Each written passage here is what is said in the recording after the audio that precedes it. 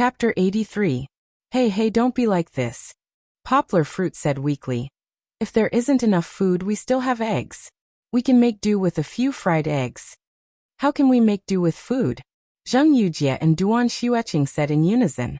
Although one of them spoke in a high-pitched voice and the other in a soft voice, their opinions were surprisingly consistent. As soon as they finished speaking, the two looked at each other, and then fiercely turned their heads to the other side. Okay. Poplar Fruit scratched his head and didn't know what to do. Although he said that he had dated before, he had never faced two girls who were jealous of each other in front of him. Of course, Poplar Fruit didn't think that the two girls weren't happy because of him. He always thought that the two girls probably didn't get along and quarreled as soon as they saw each other. Now both of them were embarrassed. Then I'll go cook, Poplar Fruit said. He rolled up his sleeves and was about to follow Duan Xueqing to the kitchen. No, Zheng Yujie saw this and put down her phone. She strode over and grabbed Poplar Fruit's arm. Her pretty face was tense as she said, "You can't go." Why?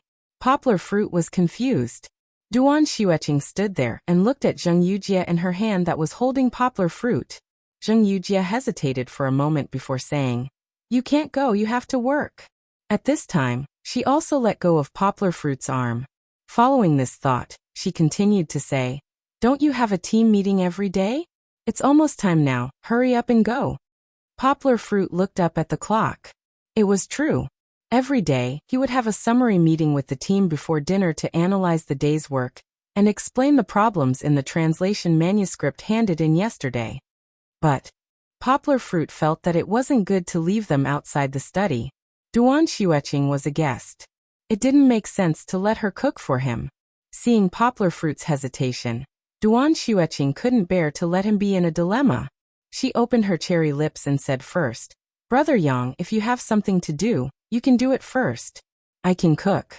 Let me do it." Okay, Poplar Fruit nodded and said, "Then I'll trouble you." Poplar Fruit went into the study to have a meeting with the team members. There were routine roars and happy praises. After 2 months of bumpy run-in, the other 3 people in the project team were doing well. There were not many things that Poplar Fruit needed to worry about.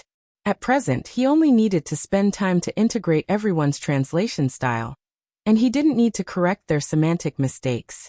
In and out, another hour or so passed. In a relatively small space like the study, even if the outside world was noisy, Poplar Fruit, who was 100% immersed, wouldn't know. However, what was certain was that there was almost no dialogue between the two women. When Poplar Fruit came out, he saw that they were still the same as before. They were 1,000 miles away from each other, and he couldn't look at them directly. When he came out, the meal was already prepared. Looking at the table on the left, there were mushroom stir-fried cabbage, assorted shrimp, and edamame stir-fried beef. On the right, there were braised pork, sweet and sour pork, and fried fish. Some people might ask, why is it the left and the right?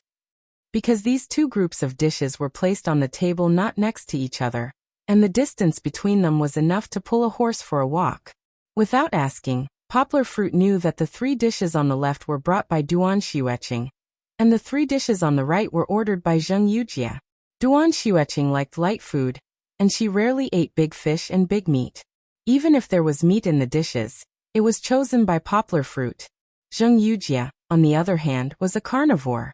She used to live a luxurious life in Beijing, and she didn't like plain home-cooked food. After washing their hands and eating, Poplar Fruit was in the middle of 2 beautiful women. Zheng Yujie took the lead and moved her chair very close to Poplar Fruit. Under her proud eyes, Duan Xueqing gritted her teeth and didn't show any weakness. Poplar Fruit didn't know whether to laugh or cry as he sat in the middle. Even though the fan was set to the highest setting, he was still sweating profusely.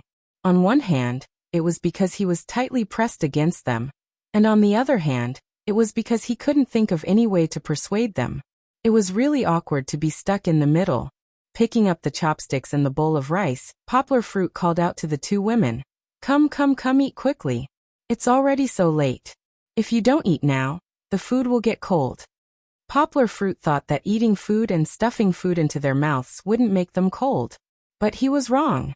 After Poplar Fruit sat down, he felt more and more that he couldn't eat properly. Just as he raised his chopsticks, Duan Xueqing and Zheng Yujie stared at him from left and right. Their eyes were filled with anticipation, and even a trace of coercion and threat. They wanted to see what he was going to pick with his chopsticks. The atmosphere suddenly became extremely bleak, and Poplar Fruit suddenly froze in mid-air. What should I do? His chopsticks were about to fall to the red braised pork, but Duan Xueqing's beautiful big eyes were a little misty. Fortunately, Poplar Fruit was quick-witted. He picked up a piece of red braised pork and put it in Zheng Yujie's bowl. Then he picked up a big shiitake mushroom from the dish on the left and gave it to Duan Xueqing. He kept saying, "Eat. Why are you looking at me?" But how could the two women who were already fighting with each other give up so easily? What happened before was just an appetizer. The war had just begun. Zheng Yujie, who was bold and unrestrained, was the initiator of the war. She didn't listen to him and start eating. She rolled her eyes, lifted the hair by her ear with her left hand, and picked up a piece of sweet and sour pork ribs with her right hand from the plate for Poplar Fruit. She said with a smile, "Poplar Fruit, come and try my sweet and sour pork ribs. This is your favorite. See if it suits your taste." "What do you mean by your sweet and sour pork ribs?" Poplar Fruit kept complaining in his heart. The three dishes on the table, including Duan Xueqing's, were all bought from outside. If he relied on these two women to cook, he wouldn't be able to eat anything tonight. Under her urging, Poplar Fruit had no choice but to pick up the sweet and sour pork ribs in the bowl and gnaw on them. Speaking of favorite dishes, Poplar Fruit didn't have any favorite dishes. But last time when he ordered takeout, the sweet and sour pork ribs in the restaurant were indeed the best among all the dishes. So Zheng Yujie thought that Poplar Fruit's favorite dish was sweet and sour pork ribs. Well, not bad, it's delicious. As a man who loved cooking, Poplar Fruit was never stingy with his praise. This sweet and sour pork ribs were indeed better than last time. Zheng Yujie probably ordered it from a big hotel. The taste, the heat, it was too much like a chef's cooking style. Really? Hearing Poplar Fruit's words, Zheng Yujie smiled coquettishly. She glanced at Duan Xueqing on the other side, picked up another piece for Poplar Fruit, and said, "Eat more if it's delicious." At this time, Duan Xueqing had just picked up the big shiitake mushroom that Poplar Fruit gave to her and took a bite. Seeing the Poplar Fruit praising Zheng Yujie's sweet and sour pork ribs and Zheng Yujie's proud look, the big shiitake mushroom, which was overflowing with juice and fragrance, tasted like wax now. Duan Xueqing lowered her head, and the front of her bangs covered her eyes, but the big shiitake mushroom, which was poked with chopsticks, hinted at her depression and entanglement. Duan Xueqing had been quiet and introverted since she was a child. Even today, when she took the initiative to buy groceries to eat with Poplar Fruit, it took her several days of struggle to convince herself to do so. But tonight she didn't know what was wrong with her, but she couldn't control herself and was jealous of Zheng Yujie in front of Poplar Fruit. In the past, when faced with provocation, she had always been indifferent. She was such a cold and indifferent ice beauty. But her actions today had far exceeded her normal range. This was also the reason why she was hesitant. She couldn't accept such an intimate action of picking food for a man with whom she wasn't close. It could even be said that this matter had crossed her bottom line. But bottom lines were like records. Wasn't the purpose of setting them up for people to break? If the original atmosphere was as tense as before the First World War, then Zheng Yujie's glance was absolutely like the Sarajevo incident, quickly igniting the fuse of war. Duan Xueqing suddenly raised her head, stretched out her chopsticks, picked up a piece of white and tender shrimp, and put it in Poplar Fruit's bowl. Then, as if she had used up all her strength, she put down her chopsticks and lowered her head slightly. "You, Brother Yang, try my dish too." Duan Xueqing's voice was as low as a mosquito, which couldn't be heard. Poplar Fruit didn't see that Duan Xueqing's originally white ears, which were exposed from her long hair, had been dyed pink. Under the fine fluff embellishment, it was very cute. Good. Poplar Fruit certainly couldn't be biased. He also ate the dish that Duan Xueqing gave him. The taste is also very good. The shrimp is fresh and flavorful. It's delicious. Listening to Poplar Fruit's praise, Duan Xueqing blushed and lowered her head sweetly. Zheng Yujie didn't want to give up. She stretched out her chopsticks to the plate of fried fish and said, "Poplar fruit, try my fish again. It's definitely better than those light dishes." Poplar fruit didn't want to continue. He held down Zheng Yujia's hand and didn't let her pick for him. He said a little angrily, "Enough. Don't pick here and there. You still want to give it to me. Do you still want to eat? Don't pick it up. I'll eat whatever I want to eat. You guys hurry up and eat." Seeing that poplar fruit was about to get angry, Zheng Yujia had to take back her chopsticks and eat a little unhappily. After the meal, the three of them ate in silence. The two women didn't want to speak, and poplar fruit also enjoyed this rare free time. He even thought about his work just now. This sumptuous meal was finished in this strange and wonderful atmosphere. Chapter 84. After the meal, Duan Xueqing and Zheng Yujia stood there, not talking to each other, but occasionally they would make some eye contact. Zheng Yujia's eyes were full of provocation and impatience, as if to say, "The meal is over. Why are you still here?" Duan Xueqing, on the other hand, was cold. There was not much emotion in her eyes, but a kind of stubbornness was hidden under her long eyelashes. No one proposed to clean up the table, so poplar fruit had to stand up, pick up the bowls and chopsticks on the table, and walk to the sink in the kitchen. As soon as he moved, the two women stood up. Poplar fruit quickly said, "Sit down, I'll do it." Poplar fruit really did not want the two of them to get involved. Not to mention that they were not cut out for this kind of work. They were now at daggers drawn. If they quarreled while washing the dishes, no matter how many bowls there were, it would not be enough for them to fight. In fact, washing the dishes was not too troublesome, because the 6 dishes were packed. They put them on the plates in plastic bags, so the leftovers could be directly thrown into the trash can. The plates were still clean, so they only needed to rinse them with water. In fact, only the bowls and chopsticks needed to be washed. Poplar fruit was very familiar with it, so he quickly cleaned it. Okay. Kiki woke up at this time, and Zheng Yujia carried her out of the crib in the living room. However, it was obvious that Zheng Yujia was too inexperienced in carrying a child. Her right hand, which should have been holding Kiki's little butt, was holding Kiki's calf. This made Kiki feel very uncomfortable, and she twisted and struggled. "Let me do it," Duan Xueqing said. "You do it? You know how to do it?" Zheng Yujia asked in a doubtful tone. "I will." Duan Xueqing was a man of few words, and didn't want to say another word to her. Zheng Yujia pursed her lips. She didn't want to admit defeat, but Kiki was making a fuss. She had no choice but to hand her over to Duan Xueqing and muttered, "I don't believe you. What can a silly girl do?" Duan Xueqing ignored her and focused on taking care of Kiki.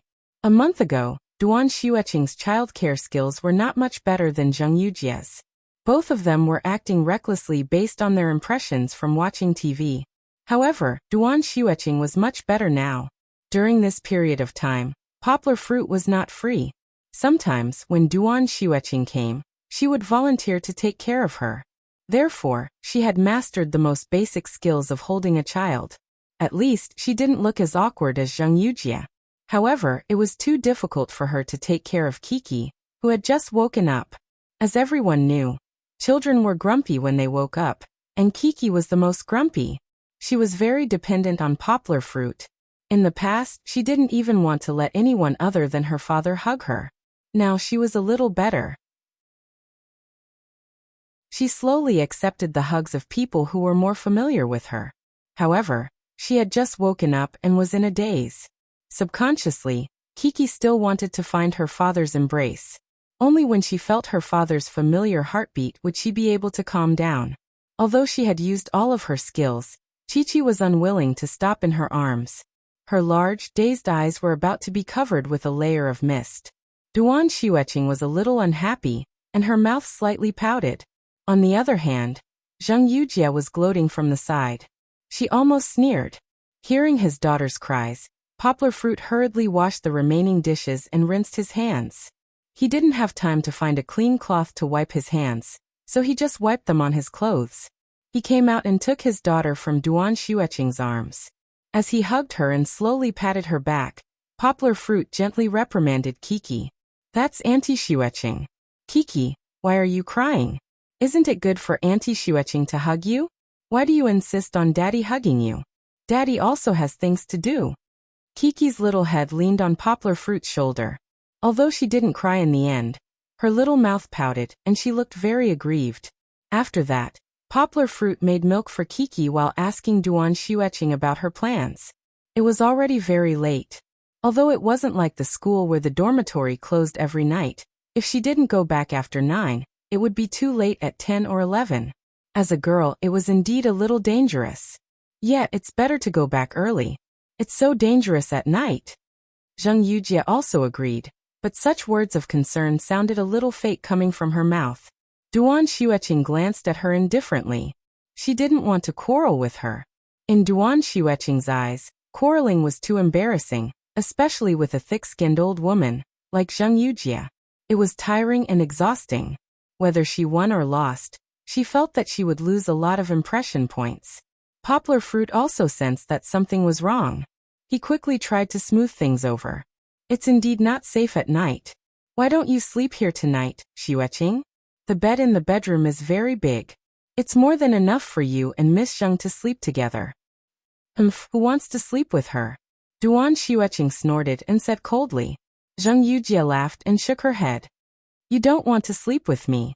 Even if you want to sleep with me, I won't sleep with you. Hey, both of you, stop talking.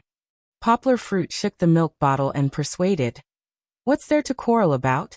I'm just asking for Xueqing's opinion. Zheng Yujie said with some dissatisfaction. Poplar Fruit, why are you still calling me Miss Zheng? Didn't we agree before? Call me Yujie. We're already like this. Why are you still so reserved? What do you mean by already like this? Poplar Fruit covered his head and complained. If she said this, people who didn't know the situation would think that Poplar Fruit did something to her. Anyway, you're not allowed to call me Miss Zheng. It's so unpleasant. Zheng Yujie glared and said angrily. Duan Xueqing stood silently by the side. Poplar Fruit didn't want to leave her out and said, Xueqing, why don't I send you back? Duan Xueqing said softly, there's no need.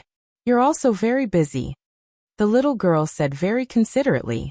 Poplar Fruit said with a smile, it's fine. I also want to take Kiki out for some fresh air. She's bored to death from staying at home all day. And okay then, Duan Xueqing said. Although she was still indifferent, her tone was much more cheerful than before. I'm going to. Zheng Yujie jumped up from the sofa and shouted. What are you going for? You stay at home and look after the house. Poplar Fruit rejected. How could he let the two of them stand together? It was too annoying to quarrel. I won't go then. Zheng Yujie shook her head and sat back on the sofa to play with her phone. Although it was already night time, carrying Kiki and Duan Xueqing on the road, Poplar Fruit was still the couple that attracted the most attention. It was like a celebrity family going out. The man was handsome, the woman was beautiful, and they were even carrying a child.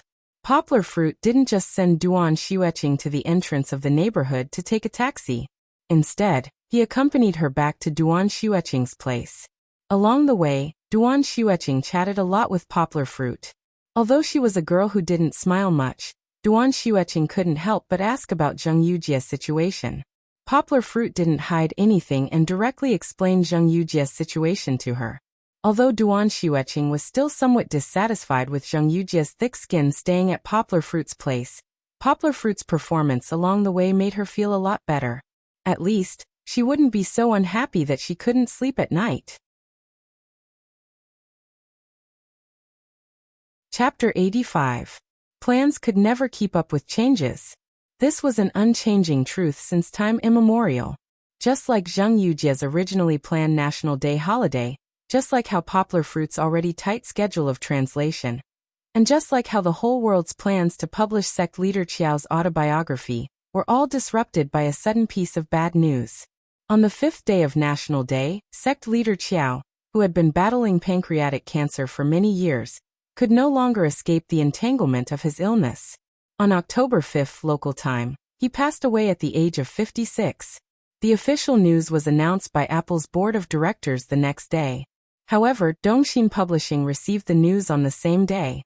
Everyone was shocked, regretful, and mourning for the passing of a great leader of their generation. At the same time, their hearts were in their mouths. Sect leader Qiao's sudden death meant that their previous plans had to be scrapped. Sect leader Qiao's autobiography could be said to be a literary work.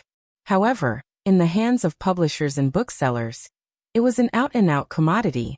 Since it was a commodity, it had to be sold to realize its value. For a book that had become popular all over the world before it was even released, it was destined to be a bestseller. However, who could guarantee that it would continue to be popular forever? Everything had a freshness period. If they didn't push it out while everyone was paying attention to it, after a period of time, when everyone's enthusiasm died down, who would buy it? Especially sect leader Qiao.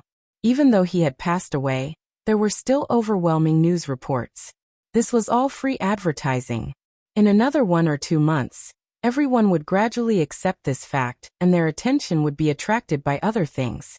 Then, if they were to sell the book at this time, the results would definitely be much worse. After receiving the news, Zheng Yujie couldn't sit still anymore. She immediately booked the earliest flight back to Beijing the next day. Before she left, on the morning of the 6th, Zheng Yujie received an email from the United States. The United States had informed all publishing houses in the world that the publication date had been pushed forward from November 21st to the 24th of this month. It was another month in advance. In the email, the United States worriedly asked everyone if they could make it in time for the simultaneous publication. Because of the change in plans, they said that they wouldn't force everyone to follow in their footsteps. Before replying, Zheng Yujie asked Poplar Fruit seriously, "How much more do you have?" Poplar Fruit sternly told her that the rest of the manuscript would only be completed by the evening of the 12th, if they continued at their current speed. However, Poplar Fruit hesitated for a moment before gritting his teeth and saying, "Don't worry, we'll work overtime and give it a try. We'll give you the manuscript before the evening of the 9th. Zheng Yujie nodded her head in satisfaction. Then, she got the publishing house to reply to the American side, stating that they would be able to launch the English version at the same time. Many countries and regions didn't hesitate to join the team with the simultaneous publication team. After all, the gimmick of simultaneous publishing was really a big selling point. It was something to be proud of to be able to enjoy the long-awaited masterpiece with a foreigner at the same time. Even the Apple's iPhone was not launched with the domestic market and Americans with the market. If someone else was already in the market and they were still taking their time, the customer's enthusiasm would definitely be greatly affected. Since they had agreed to the simultaneous publication, Zheng Yujie couldn't afford to delay any longer. She flew back to Beijing and immediately took a taxi back to the company. The company's French design director was originally overseas for a vacation. He was also on his way back. After Zheng Yujie returned to Beijing, she no longer pretended to be seductive like she was in Poplar Fruit's house. Instead, she once again showed her clean and neat look of a strong woman. Although she was young, she grew up in a political family. Under the influence of others, she handled things neatly and efficiently. As the date was suddenly brought forward, the company was suddenly in a mess. Sales and printing, review and editing, and so on.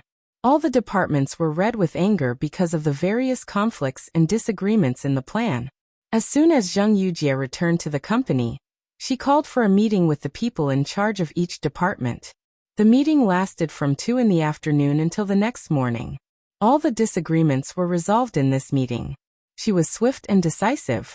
Immediately, a new detailed plan was drawn up and sent to the computers of all the employees involved in the project. The whole company immediately worked at full speed. The sales department held a meeting to reformulate a new marketing strategy. The advertising department also joined in the discussion. Time waits for no one. Taking advantage of this opportunity, they quickly responded. The promotion effect would be twice the result with half the effort. The editing department also quickly organized people to review and typeset the completed manuscript. They also made some minor adjustments to the original cover and typesetting style. On this issue, there was actually a small disagreement in the editing department. Some editors thought that it should be like the previous best-selling books, adding some celebrity testimonials and adding some gimmicks. However, some editors thought that the book should follow sect leader Qiao's usual style. It should be simple but not simple.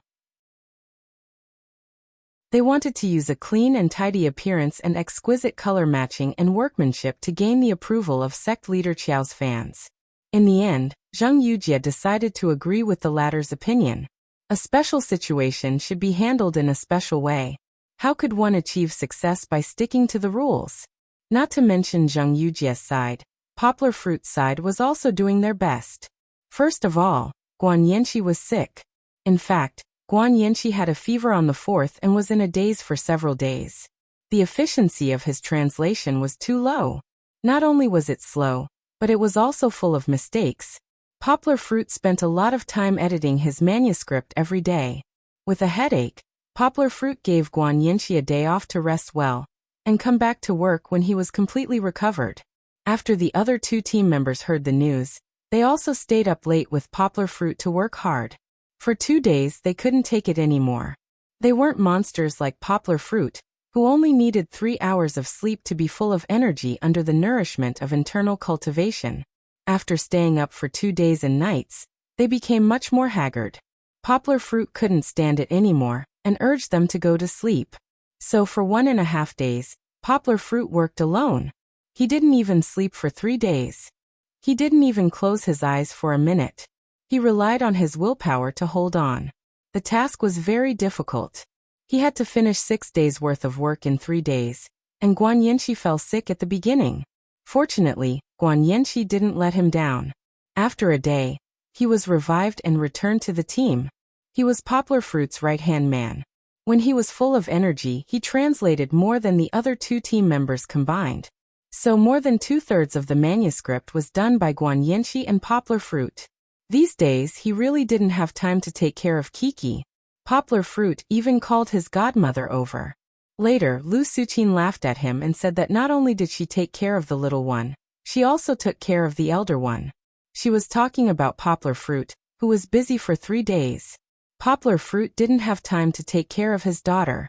Kiki, who was most clingy to her father, naturally couldn't stand it. In the beginning, she would cry for a long time every time she woke up. Lu Suqin couldn't do anything about it.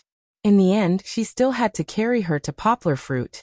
Looking at his daughter's teary eyes, Poplar Fruit's heart softened. He hurriedly put down the work in his hands and hugged his daughter to comfort her. Of course, Poplar Fruit, who was worried about the manuscript, didn't stop. He coaxed his daughter while he translated the manuscript in his mind. He was half-hearted, which made Kiki very unhappy. Although she stopped crying, she still patted Poplar Fruit's chest unhappily. She even smeared her snot and tears on his collar. Poplar Fruit didn't know whether to laugh or cry. Hard work paid off. After 3 days of tireless work, they finally finished the manuscript on the 9th. Guan Yanqi even joked in the group, "This manuscript still has our body temperature." It wasn't appropriate to describe it as fresh out of the oven. But this manuscript was definitely their hard work. After handing in the manuscript, Poplar Fruit directly fell into bed and slept for the whole night and the whole morning. Ever since he started practicing inner qi, it was the first time he didn't wake up early. The exhaustion from 3 days of sleepless nights had penetrated deep into his bones. The rest was only temporary. As the highest level of English in the project team, Poplar Fruit still couldn't rest. He had to review all the manuscripts with the review team. The review team was responsible for checking if there were any typos, and he was responsible for checking if there were any inconsistencies or mistakes in the translation. The publication would be released simultaneously on the 24th, so the publishing house had to deliver the final manuscript to the printing house before the 14th. After the 14th, Poplar Fruit could finally breathe a sigh of relief. His task in publishing this book had come to an end. He had done all he could, and the rest depended on the market's reaction.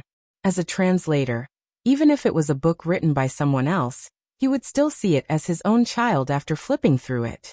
Parents always wanted their children to be successful, and Poplar Fruit also hoped that his child would be recognized by others and obtain good results.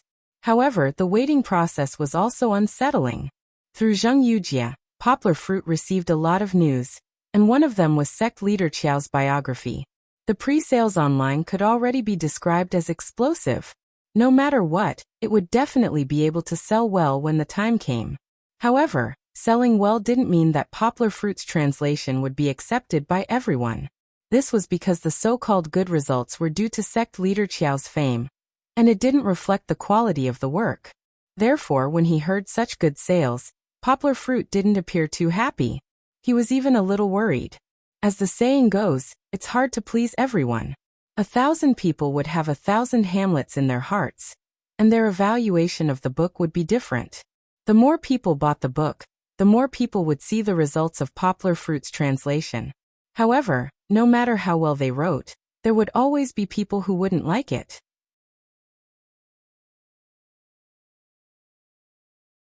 Chapter 86. Just as the entire Dongxin publishing house was making the final preparations for the release of the new book, someone sneakily looked up at the other colleagues who were busy walking around.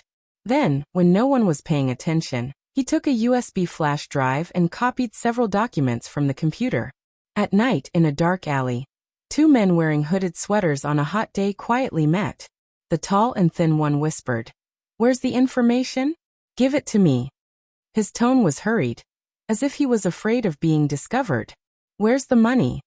The slightly fat one said leisurely, "Your uncle, you gave me something. Do you think I will treat you badly?"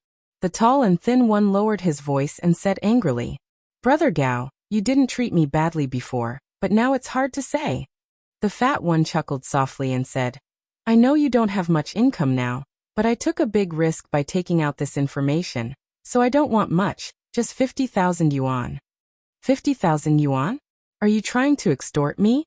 The tall and thin one's eyes were wide open, spraying anger in the dark night. "Hee hee, you also know if this matter is traced back to me, I will definitely not be able to bear the consequences. If it wasn't for Brother Gao taking care of me in the past, it wouldn't be this price." The fat one said, "Where's the manuscript? Is the manuscript inside?" The tall and thin one asked. "There's no manuscript, I don't have this authority." The fat one shook his head and said. The tall and thin one said angrily, "You dare to ask me for 50,000 yuan without a manuscript?" The fat one said, "Hey, you still want a manuscript? Do you know what the consequences of cutting off other people's source of income are? When the time comes to investigate, you and I will have to go to jail for 2 years. Besides, can you afford to buy a manuscript? This information is up to you whether you want it or not. Forget it if you don't want it." When he spoke, he tilted his head, not letting the tall and thin one see his small eyes that were still shining even in the dark. After hesitating for a moment, the tall and skinny man gritted his teeth and said hatefully, "I'll buy it. That bitch Sheng must pay for it. I'm telling you, if I find out that this information is useless when I go back, you better watch out." He took out a few stacks of money from his backpack and handed them to the fat one. The fat man took the money and weighed it in his hand. He originally wanted to say a few words, but he swallowed his words. It was not worthwhile to provoke a mad dog. The tall and thin man's surname was Gao, and his name was Gao Feng. In fact, he used to be an editor at Dongxin Publishing. After the deputy editor retired, he was the most promising person to be promoted to this position. However, Zheng Yujia's sudden appearance shattered his dream of being the deputy editor. He came from the countryside and worked hard in a big city like Beijing for more than 10 years. He didn't get married and worked hard every day. He wanted to climb up and stand out, so that all the people who looked down on him before would worship him when they saw him. He had been an editor for more than 10 years, and had won the appreciation of the retired deputy editor. The deputy editor had once joked that he would be his successor during a dinner party, which made him think that he could be proud of his success and reach the peak of his life.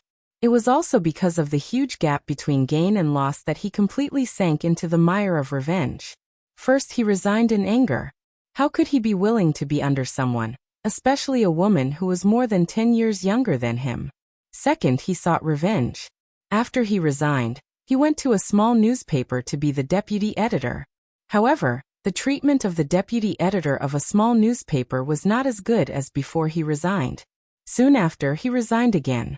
The continuous setbacks in the workplace made him hate the woman who relied on the shadow of her ancestors to get to the top. Even more.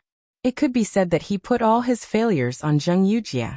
Since 3 months ago, he began to crazily look for opportunities to take revenge on Zheng Yujie. When his mentality was at its worst, he was like a mad dog. He was unhappy with everyone he saw and scolded. The fat man was one of his few friends in the company. They didn't lose touch with each other, and would occasionally come out for a few drinks. However, the others were tired of the way the man with the surname Gao complained and cursed Zheng Yujie every time he drank too much. The fat man found an opportunity to make money from it. This was also the reason for the plot that happened before. The fat man didn't check the money carefully. He just casually took out 2 bills from each stack and rubbed them under the light of his phone. The money felt right. He nodded, took out a USB flash drive from his trouser pocket, and handed it to the tall and thin man. The information in the USB flash drive wasn't actually a secret. It was just the personal information of Poplar Fruit and the other 3 translators. Dongxin Publishing had always kept it under a lid and kept it a secret. Ever since the news of sect leader Qiao's autobiography came out, the whole country was guessing. If this information was used well, it might be a huge blow to the new book that was about to hit the market. That was why the fat man was so bold as to sell this information for a high price of 50,000 yuan. After a long time of sitting and eating, the tall and thin man had already squandered most of his savings. However, he was eager to take revenge, so he still couldn't wait to buy it. One hand handed over the money, and the other hand handed over the goods. A deal that was as mysterious as a secret agent meeting was concluded just like that. The two didn't continue to chat. The fat man held the stack of money and went home with a face full of joy. The tall and thin man also tightly clenched the USB flash drive in his palm. He quickly walked out of the alley, called a taxi, and went straight back to his residence. The room was a mess. On the bed, on the chair, and on the floor, there were clothes that were casually thrown away. The beer bottles and cans on the table were crooked, and there was almost no place to put one's feet. The tall and thin man didn't care. He swept all the bottles and cans on the table to the floor with one hand. Fortunately, there was a layer of carpet on the floor. Otherwise, who knew how many beer bottles would have been smashed? He pulled out a laptop that he hadn't used for a long time from the closet. Like a headless fly, he searched for the power adapter that he didn't know where he threw it. After a long time, he finally turned it on. The laptop's fan made a squeaking sound, indicating that it had been in disrepair for a long time. However, the tall and thin man didn't care. What he cared about was the contents of the USB flash drive inserted in his left hand. He opened the information that was less than 10 megabytes but cost him 50,000 yuan. The tall and thin man skimmed through it 10 lines at a time. Gradually, his eyes became brighter and brighter, and the corner of his mouth pulled out a slanted sneer. Hee hee, you're actually so bold. You even let me have something on you. The tall and thin man growled. Fuck. Zheng Yujie, you stinking bitch, you're dead. Haha, you see how I'm going to make you suffer. You stole my future. You're just a useless bitch who relies on connections. Chapter 87. It had rained heavily in Yangcheng last night, and the air was slightly chilly. It helped to drive away the summer heat, but at the same time, it also brought a lot of trouble to Poplar Fruit. Shio. A short sneeze sounded, and Poplar Fruit hurriedly pulled out a tissue from the table and gently wiped Kiki's nose. Perhaps it was because she had grown a little and her body was more flexible, but Kiki's sleep at night wasn't as peaceful as before. She liked to kick off her little blanket in the middle of the night. Previously, when godmother Lu Suqin was still around, she would wake up several times every night to tuck in Kiki's blanket. However, Lu Suqin had gone back yesterday, and Poplar Fruit, who had just freed himself from the thick stack of books, took over the task of taking care of Kiki. Poplar Fruit, who was still a little absent-minded, didn't pay attention to this detail. In the end, after a storm, Kiki didn't cover herself properly and caught a cold. Early in the morning, she kept sneezing nonstop. Shio. Another sneeze. After sneezing too many times, Kiki was a little tired. Her little hand grabbed onto her father's collar, and her chin rested on her father's shoulder, looking very pitiful.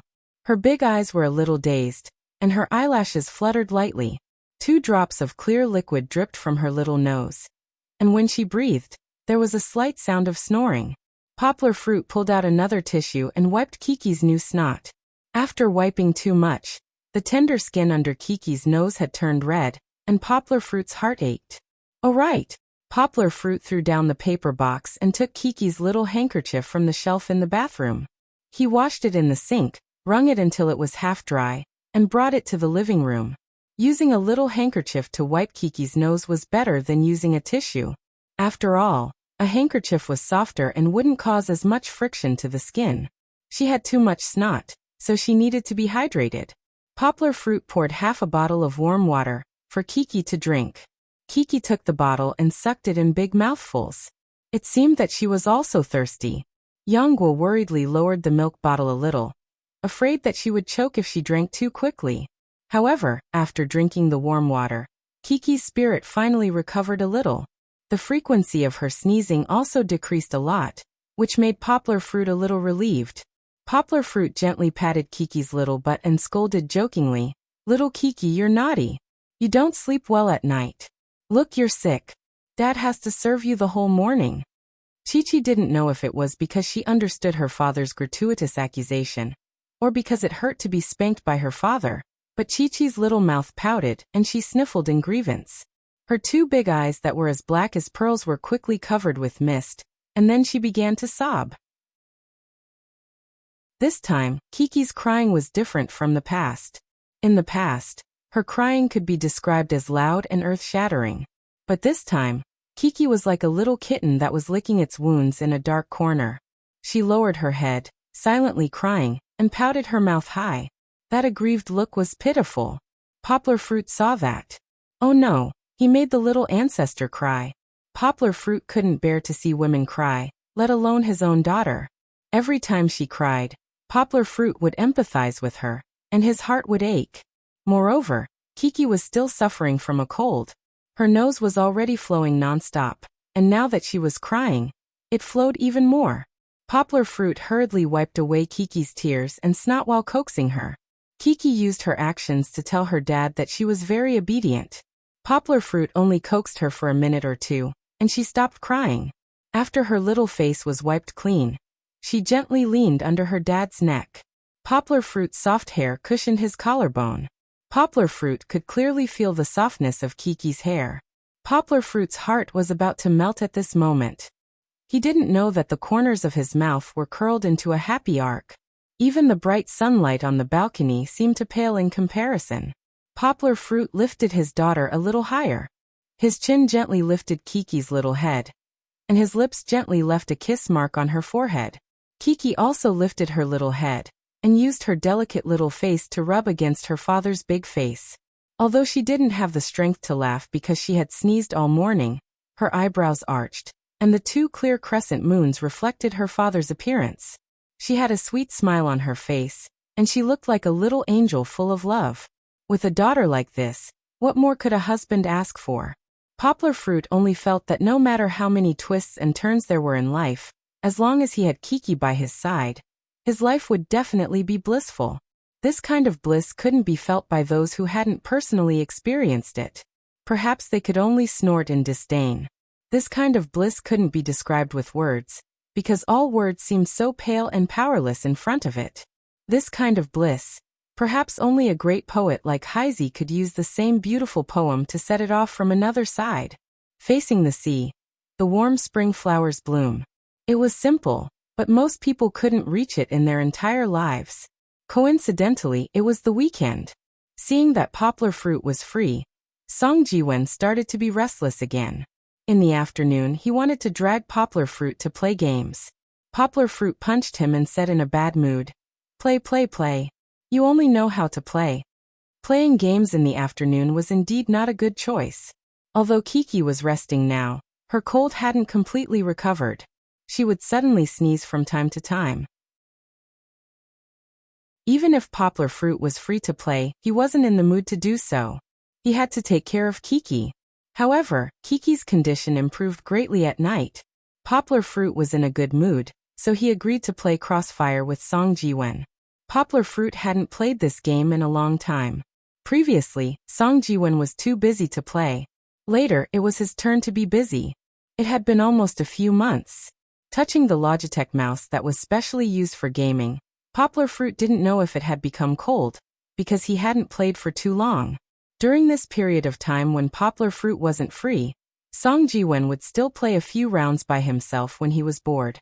However, in the first district of Shanghai, with Song Jiwen's standard, it was still very difficult to achieve results.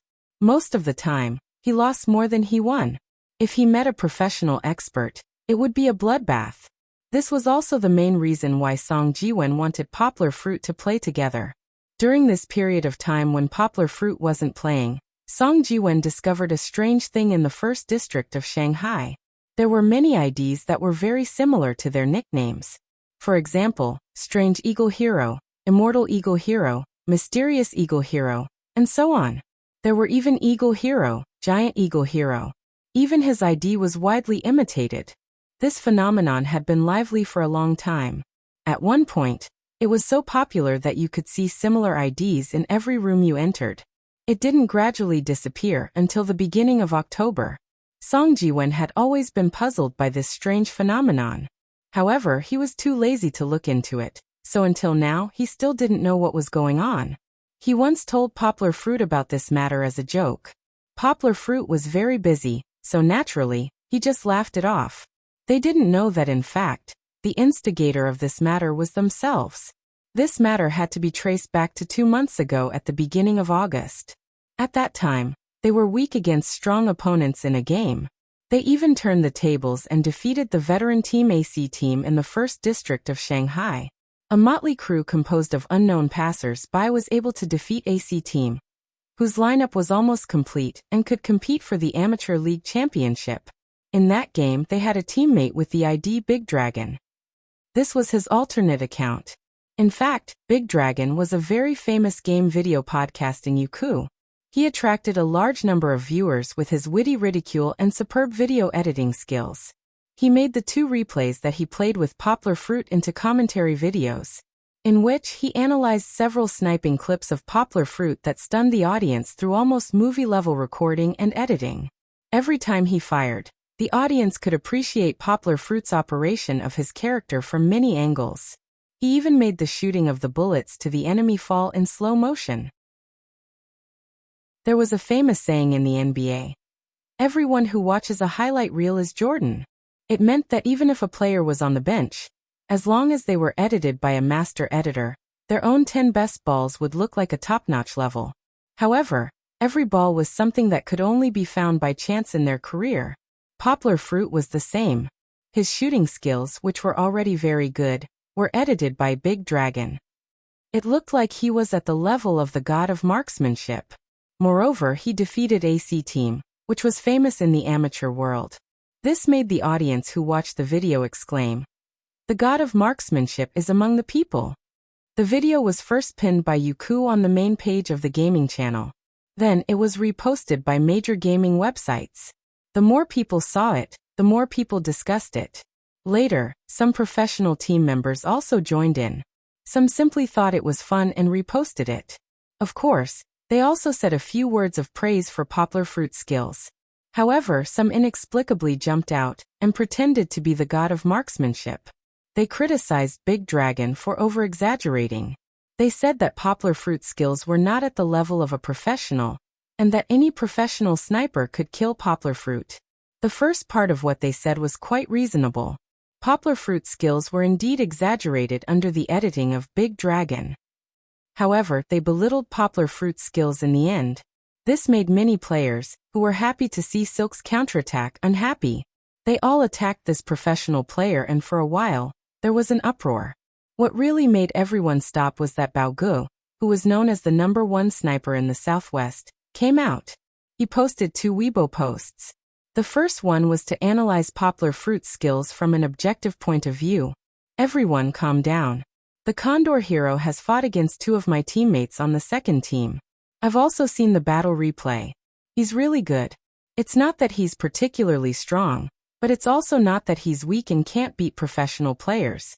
In terms of marksmanship, he's still a long way from the main snipers of several teams that can enter the CFPL qualifiers. However, even among professional players, he's still considered one of the best. Chapter 88. Bao Ji's second Weibo didn't hide his admiration for Condor Hero. Everyone, don't be blinded by the aura of a professional player. Professional players just have more systematic practice than everyone else. Many experts are actually hidden among the people. Hero Condor is the most skillful CF player I've ever seen in using a gun. Although he lacks some special skills, he has a lot of potential. If he goes through a period of training and competitions, he might become a god of guns. If he's willing to walk the path of a professional player, the door of Team 9 Springs will always be open for him. The praise of the Southwest's #1 sniper god pushed the ID Condor Hero to the forefront. However, after Poplar Fruit played that game, he disappeared for a few months. Everyone messed around for a while, and found that all the names that popped up were either Li Kuei or Li Guei. Those similar IDs that appeared in the first district of Shanghai were all defeated one by the professional players who wanted to test the strength of the Condor Hero, and were forced to abandon their accounts. And the Condor Hero pictures that were posted online often attracted the ridicule of a group of truth emperors. There were too many fake things, and people gradually lost interest in the once popular Condor Hero. Thus, the matter gradually calmed down. When Poplar Fruit and the others went online and entered the room, no one was in the mood to greet them. Thus, Poplar Fruit and the others continued to be kept in the dark. Bang! An empty sound came from the headset. Poplar Fruit sighed and moved the mouse in his hand while quickly retreating to the corner. During this time, Poplar Fruit's left hand didn't become rusty, but his right hand wasn't as nimble with the mouse. Actually, this situation wasn't that hard to explain. When translating manuscripts, Poplar Fruit rarely used the mouse, but the keyboard was different. Often, Poplar Fruit's hands would fly across the keyboard, typing out long lines of words. The skills of his left hand didn't deteriorate, but rather improved. This was all subtly trained. The first few shots missed. Fortunately, under the control of his left hand, Poplar Fruit's movements were so agile that it was somewhat strange. Poplar Fruit managed to avoid certain death a few times. Even so, due to his numerous mistakes, not only did he indirectly cause the deaths of 2 of his teammates, but his own health was also almost depleted. What the fuck? A teammate began to complain. Do you know how to use a sniper rifle? If you don't know how to use it, then don't use it. Using the great god's name, he's playing so badly.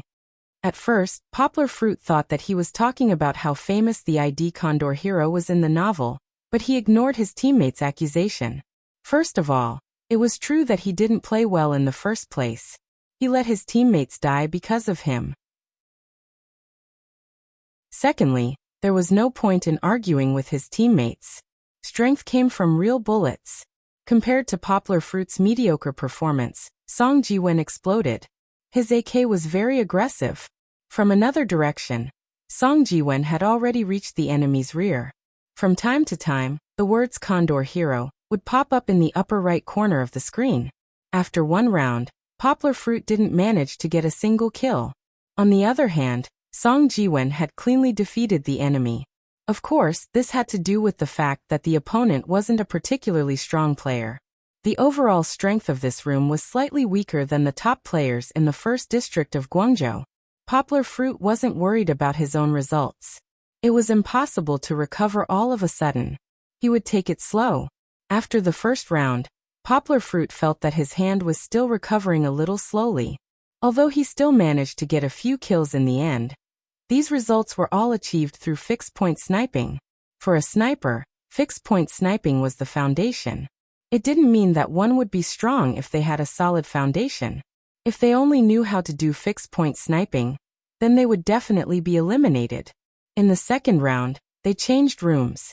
This time, there were several people in the room with shiny team logos. It was obvious that they were experts. Poplar Fruit and Song Jiwen weren't surprised by this room. Instead, they were happy. A one-sided battle was meaningless. It was better to have a bit of a stalemate. Seeing the two of them join, a few people in the same team started discussing in their own team's chat. "Fuck my idol group." A member who had been shocked by Poplar Fruit's highlight said. "It can't be real, right? So many of them have been eliminated. I think this pair is fake too. Hehe. Then I'd rather end them and clear my idol's name. Poplar Fruit didn't know. He hadn't even started fighting yet, but he had already completely aroused the fighting spirit of the experts in the amateur team. The consequences were predictable. In the first round, Poplar Fruit had just come out of the spawn point when a sniper bullet came from afar. It hit Poplar Fruit's thigh unexpectedly. Poplar Fruit contributed the first kill in the entire game. In the second round, Poplar Fruit was surrounded by 3 people in the middle lane. He was depressed and fell to the ground again, becoming a spectator. In the third round, together with Song Jiwen, Poplar Fruit and Song Jiwen were targeted by the opponents. Wherever they were, it would be like a bonfire in the dark night, attracting countless mosquitoes. They were still surrounded in less than 30 seconds. Poplar Fruit was angry. Could they still play the game happily? Targeting like this, they didn't even want to win. You only want to kill the 2 of us? In response, Poplar Fruit's fighting spirit soared. He gritted his teeth and said in his heart, "There's no enmity between us. Yet you don't want to give us a way out. Just you watch. Watch how I, Poplar Fruit, kill my way out." A new round began. Poplar Fruit was highly focused. Under the stimulation of his rapidly secreted adrenaline, the feeling of his right hand holding the mouse disappeared without a trace. The first shot didn't hit anyone, but Poplar Fruit could clearly feel his hand returning.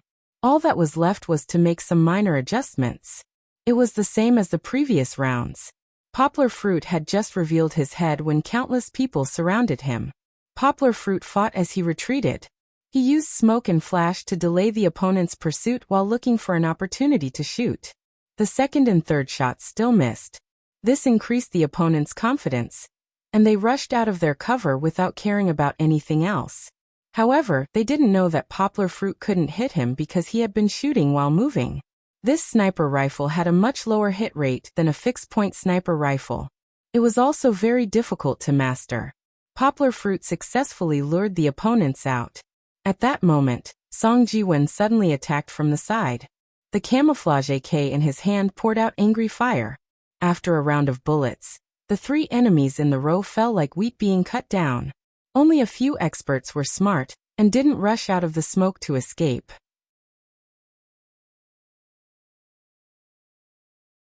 Chapter 89. This time, Poplar Fruit had indeed used himself as bait to lure the enemy into Song Jiwen's ambush. However, Poplar Fruit was not going to give up so easily. He had yet to make his move. Picking up his beloved AMW, Poplar Fruit did not rush forward. Instead, he retreated to the corner and waited for the enemy to show himself. The remaining people were all experts. Poplar Fruit chose to snipe from a fixed point, which he had the most confidence in. Suddenly, a flash was thrown from the opposite bunker. It bounced off the wall and into the middle of the road. Poplar Fruit quickly pulled out his knife and dodged back. Song Jiwen, who could not dodge in time, was hit by a blank shot. Then he shouted from the side, "Fuck, I'm dead." Poplar Fruit glanced at the top right corner of the map, where Song Jiwen had been shot in the head. His heart was as calm as a serene lake. His left hand's 5 fingers flew across the keyboard. His character jumped out from the corner of the wall.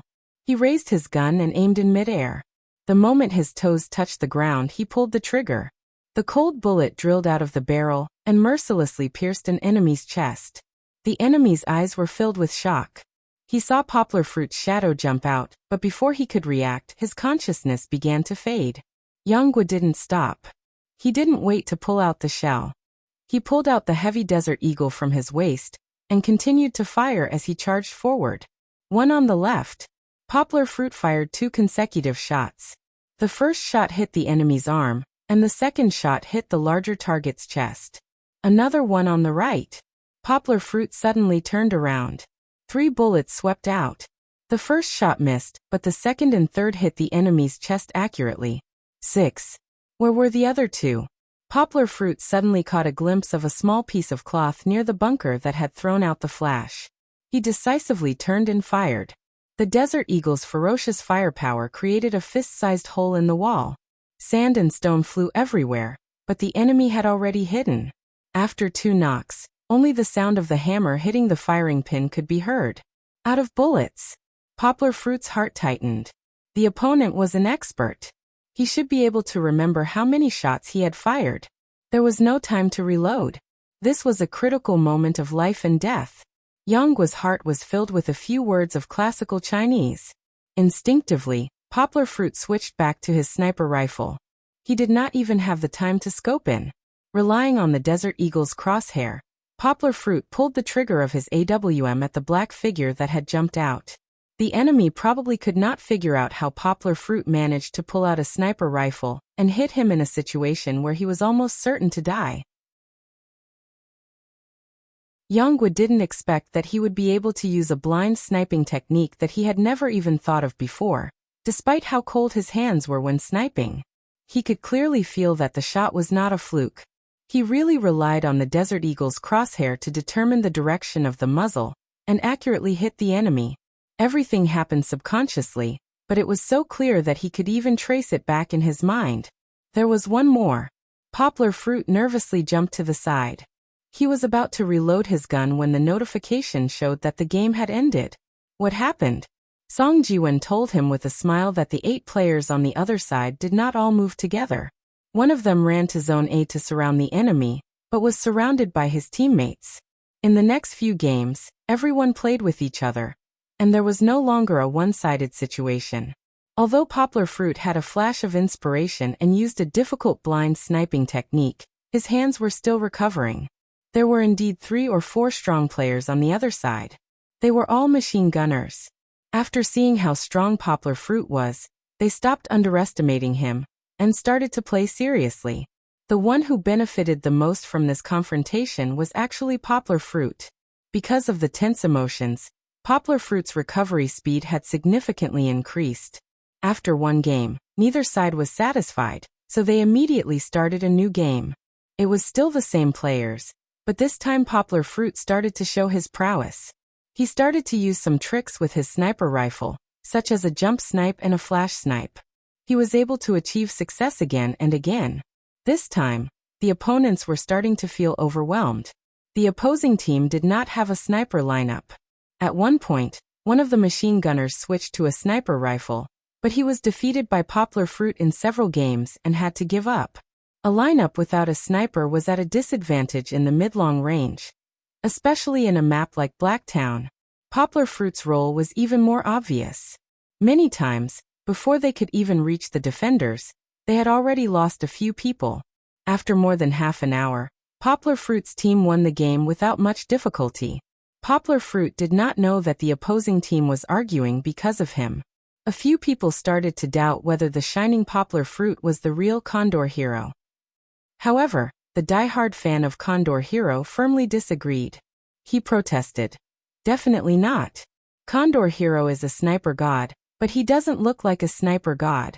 Is he good? I don't think so. If he's not good, then can you beat him? Who was the one who said he was going to teach him a lesson? I don't think his name is an imitation no matter how I look at it. I can't find any flaws in it. And I think he's really good. Then it can only be said that he stole Condor Hero's account.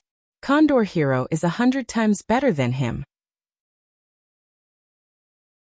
The die-hard fan swore to defend Condor Hero's dignity and refused to back down.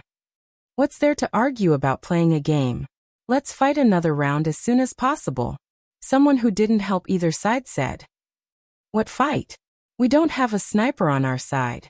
We can't beat him at all. Someone said gloomily. It seems like the home team's brother Ming is online. Let him play. Chun, go and kick out a passerby. I'll let brother Ming join. The battle team they were in was a second-tier semi-professional battle team. The reason why they were called a semi-professional battle team wasn't because they weren't strong enough. On the contrary, their main team's strength was something that many second-tier professional battle teams didn't dare to underestimate. This was formed by a group of experts who didn't want to play as a professional. They didn't participate in the Grand Prix. Normally, they would substitute for leveling. Only in big competitions like WCG, CFPL, or team ranking competitions would they gather to compete with professional teams. Of course, it was unlikely for them to enter the finals of big competitions. After all, the strength of the dozen or so veteran teams was there. It wasn't easy for anyone to shake them. However, in team ranking matches, they were often ranked in the top 40 in the country. This was already very good. Brother Ming's ID was Rukawa Akira. He was the home team's main sniper. His strength wasn't bad, and he was also a well-known figure in the circle of traversers. On the 4th of the year, a CFR-themed website launched the Sniper God ranking. This ranking was based on the results of various godly IDs in the game and their performance in various competitions. This ranking was definitely different from the actual situation.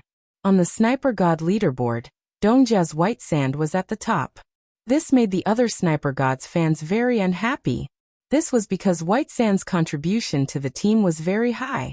However, when it came to actual strength, the top snipers like Matsi from Tsukuyomi and 80 kilograms from Zhongjia could not be judged by a simple leaderboard. However, the difference wasn't too big. Just like how they weren't ranked first, their true strength wouldn't drop to the top 20. Therefore, this ranking was also a reference. Bao Gu, who previously supported Poplar Fruit, was ranked 13th.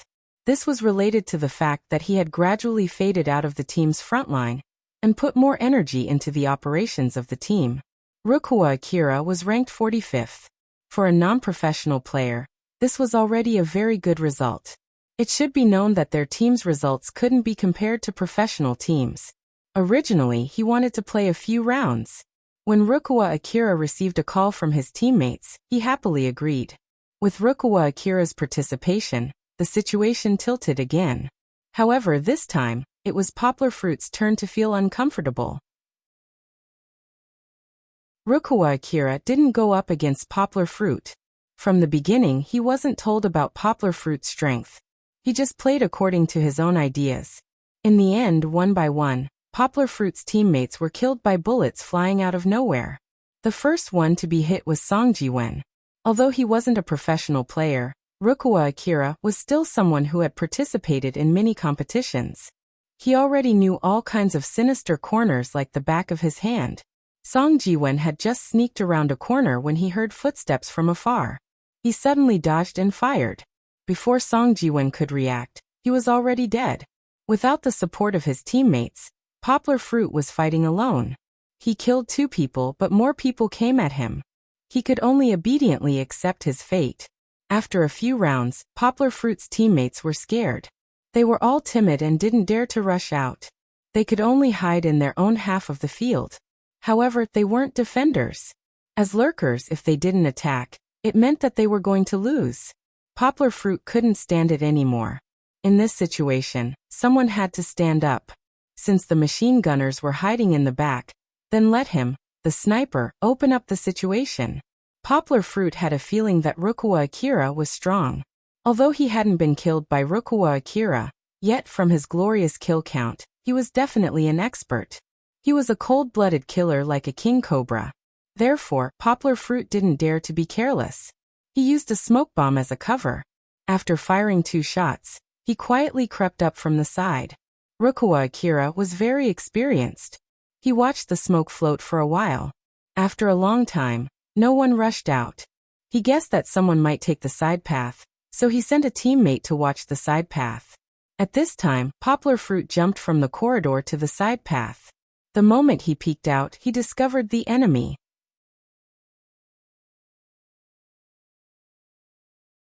Chapter 90. Love at the Corner. No, it should be said that Poplar Fruit encountered obstacles at the corner. This was the perfect way to describe his feelings at the moment. Originally, he was supposed to quietly flank the enemy's escape route, but now, he had encountered an enemy guard.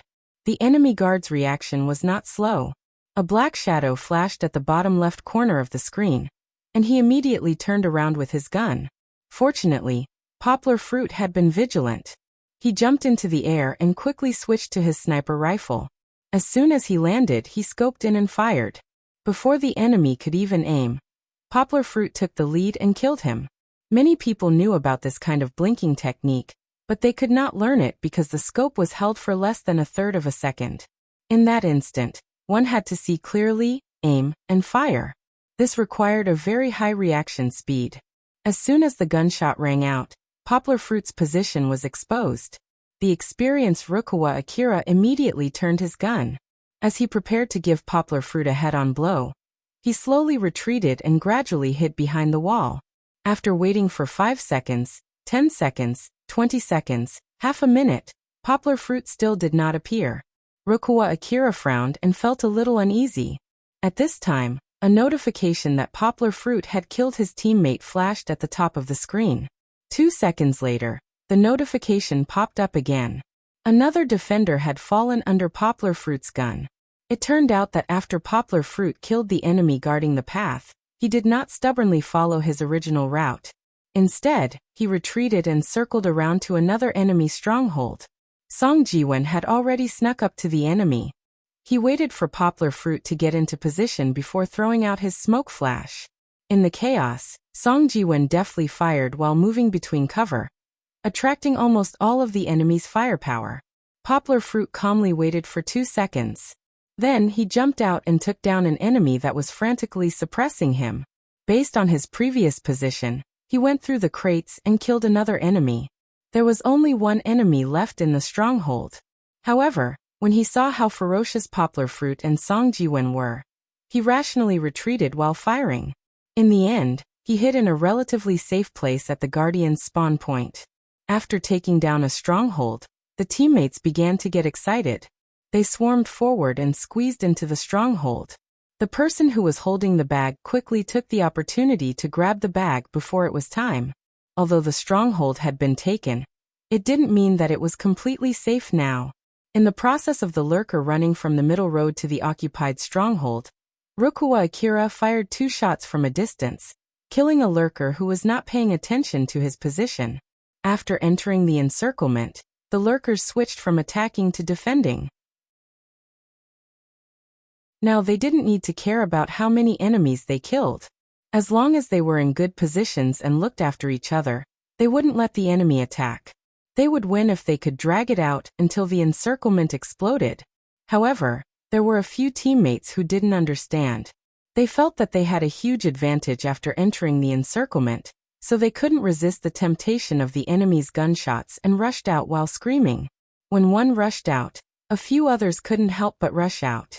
They did indeed kill 2 enemies, but the guardians who were approaching had already formed a circle around them.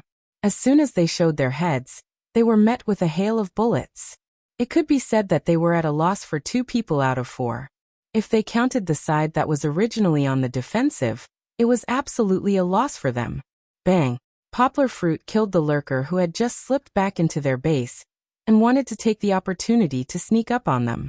When he looked at the data, a big drop of sweat appeared on his head.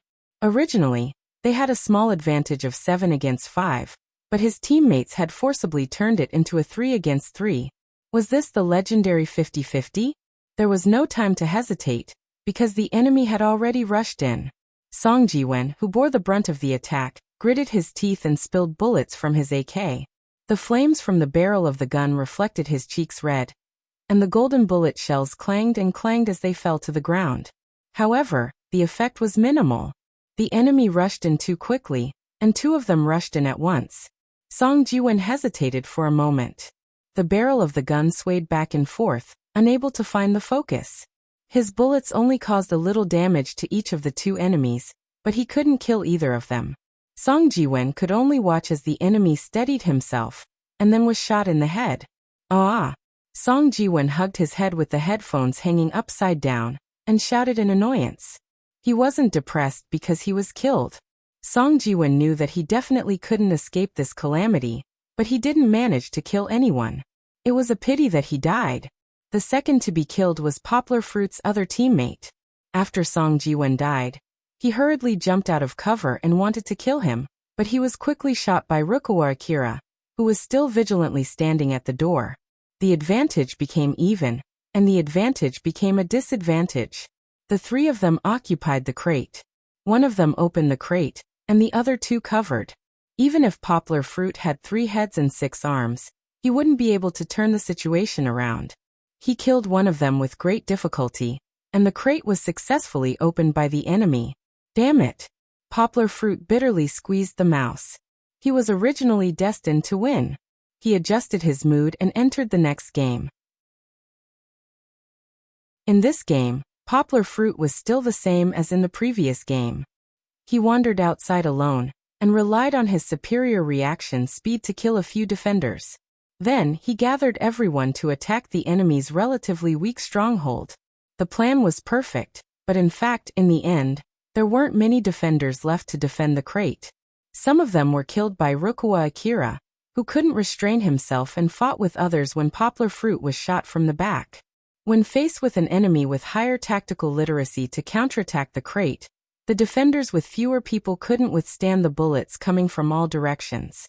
This time, they lost even more cleanly. Poplar Fruit suddenly understood why the defenders became so passive.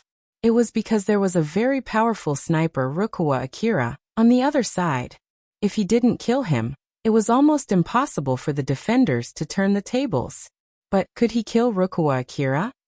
Yang Guo had fought with Akira Wuxia before, and it was under the effect of waiting for an exhausted enemy. As soon as Yang Guo fired, the other party dodged and then jumped out to pull the trigger.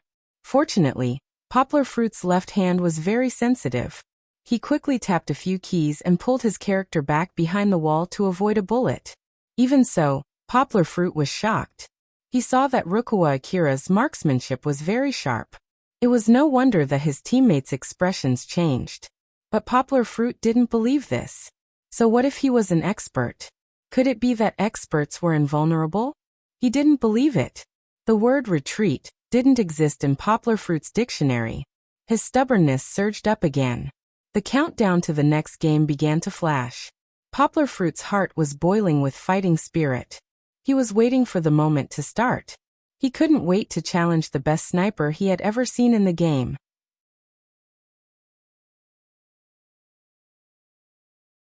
Chapter 91. 3210. As soon as the time was up, Poplar Fruit ran out like a wild horse. This time he no longer wandered on the path where few people walked.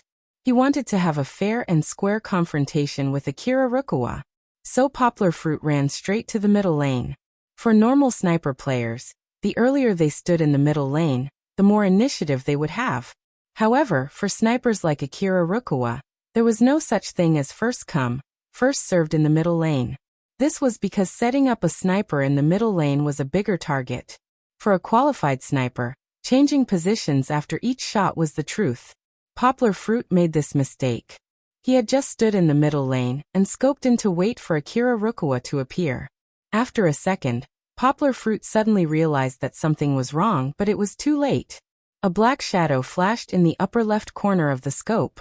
Even with Poplar Fruit's fast reaction speed, the sniper rifle could only graze the corner of his clothes. There was no way to dodge. Poplar Fruit had just switched back to his knife when a bullet pierced his head. His body flew upside down. They had a bad start and lost the first battle. Poplar Fruit was a little depressed, but he wasn't discouraged like the others. Instead, he quietly waited for the next round to begin. It was still the middle lane, still the same gunfight, but this time, Poplar Fruit didn't stand in the middle of the road like a fool. He only peeked his head out from time to time, and then retreated. Every time he peeked his head out, a bullet would follow him like a maggot.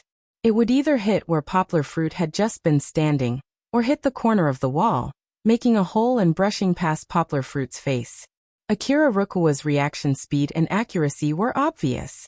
Poplar Fruit retracted his head 3 times, but on the 4th time, he ducked and squatted down, using a small ramp to avoid Akira Wuxia's soul-chasing bullet. He didn't stop and immediately opened his scope. At the same time, he got up and pulled the trigger less than half a second after the scope was opened. Everyone had the same thought process. Poplar Fruit's previous 3 attempts gave Akira Wuxia the illusion that Poplar Fruit was afraid. Although he knew it was wrong, he still stopped for a moment after firing and didn't immediately retreat. This gave Poplar Fruit a chance. Poplar Fruit had an incomprehensible reaction speed. As long as he aimed and fired, no one could escape. It was the same for Akira Wuxia. Although the shot was too fast and didn't hit a vital point, the sniper rifle's bullet was set to kill in one shot. Please don't worry about the armor of RMB players in real life. Akira Wuxia was careless and was killed by Poplar Fruit. Poplar Fruit's killing of Akira Rukawa was a big blow to the defenders because Akira Rukawa was ranked high in the country. He could be said to be the god of war in their hearts. How could they not panic when the god of war was killed? But for the spies, this was simply a shot of adrenaline. Finally, they didn't have to be wary of that dreamlike character anymore. Under the leadership of Poplar Fruit, the lurkers blew the horn to attack. Although Akira Rukawa was still instructing the defenders on how to defend, under the strong firepower, Point A was the first to fall. Soon after, the defenders were taken care of by Yonggwa and his little companions one by one. This round was won cleanly and neatly. After this game, the situation was very clear. This game was not so much a confrontation between the lurkers and the defenders, but rather a showdown between Poplar Fruit and Akira Rukawa. In a shootout between the two, whoever won, the other side could almost be said to have won half of the game. "You are very good." A sentence suddenly popped up on the game interface. It was Akira Rukawa's words on the public channel. Obviously, the you he was referring to was Poplar Fruit, who had just defeated him in a shootout. "Thank you, you are also very strong." Poplar Fruit hesitated for a moment and typed in response. "Again." Akira Rukawa said. His words were like gold, and he had the characteristics of a cold killer. The game started again, and the two once again came to the middle lane. Without saying anything more, they directly switched to the sniper rifle and started shooting. It was a bit like a one-on-one in basketball. The other teammates were very tacitly separated and did not create chaos for them in the middle lane. Poplar Fruit's reaction was very fast. At first, Akira Rukawa was a little flustered. He even hid behind cover for a few times before daring to come out again. However, Akira Rukawa was experienced. Although he did not dodge as fast as Poplar Fruit, his steps were very strange. 3 left, 4 right, 3 left, 3 right, 2 very irregular. Poplar Fruit found that his bullets were a little unable to keep up with his figure. Akira Rukawa was not only dodging, but he was also adapting to Poplar Fruit's shooting rhythm while silently counting down in his heart. 3, 2, 1 now. Akira Rukawa suddenly stood still, and then picked up the cannon that had only fired 2 shots. When he scoped in, Poplar Fruit was hiding in the corner. The cannon was very heavy, but it did not hinder the speed of Akira Rukawa's sniper. Before Poplar Fruit could completely hide half of his body, the bullet had already caught up to him. Poplar Fruit only felt his body tremble, as if he had been struck by lightning. The screen quickly dimmed. Dead. Poplar Fruit was a little surprised. He had already realized that changing bullets would bring him danger, but he still overestimated his dodging speed. "Master! His strength is too strong." Poplar Fruit's eyes burst out, and his heart was boiling. It was rare to meet such a strong opponent, and it was rare to meet an opponent who could go back and forth with him, and even lose more than he won. So what if he lost? "I want to turn it around." Poplar Fruit's fighting spirit was even stronger. He was 120% focused. At the beginning of the next game, he stepped back into the middle lane again. Although Poplar Fruit's experience was far less than Akira Rukawa's, he had one advantage. He learned things very quickly. Akira Rukawa's footwork to dodge the bullets was dazzling, but it was not difficult for Poplar Fruit. With his extraordinary reaction and memory, Poplar Fruit could not only see clearly, but also form a 3-dimensional image in his mind to simulate. At the beginning, Poplar Fruit did not have the agile body like before. Instead, he staggered like an old man. He was trying to use Akira Rukawa's method of dodging bullets. Only Poplar Fruit would practice new footwork in such a dangerous situation.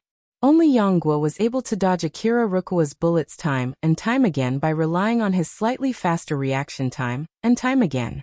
If it were someone else, they would not be able to learn well, and might even lose themselves.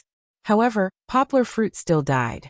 Because he had tried a few times and found that he was getting more and more proficient, and he didn't need to do extra dodging to avoid the bullets. He was a little proud, but when he was proud, he would get carried away. He kept tapping with his left hand, and one of his fingers accidentally slipped. He didn't press the right button and stayed in place. Akira Rukawa naturally would not let go of such a good opportunity. The bullet crossed time and space and penetrated Poplar Fruit's body. He helplessly fell down. Although he fell, Poplar Fruit was still in high spirits because he learned a footwork to avoid bullets. In the next game, Akira Rukawa would not be so easy. Was there a next game? No. If the lurker lost this round, Yonggua's team would also lose. The previous consecutive losses, and the losses in the last few rounds had already reached the point where the game was over. Poplar Fruit was not willing to give up. He just exited the game and returned to the game interface. He typed a string of words.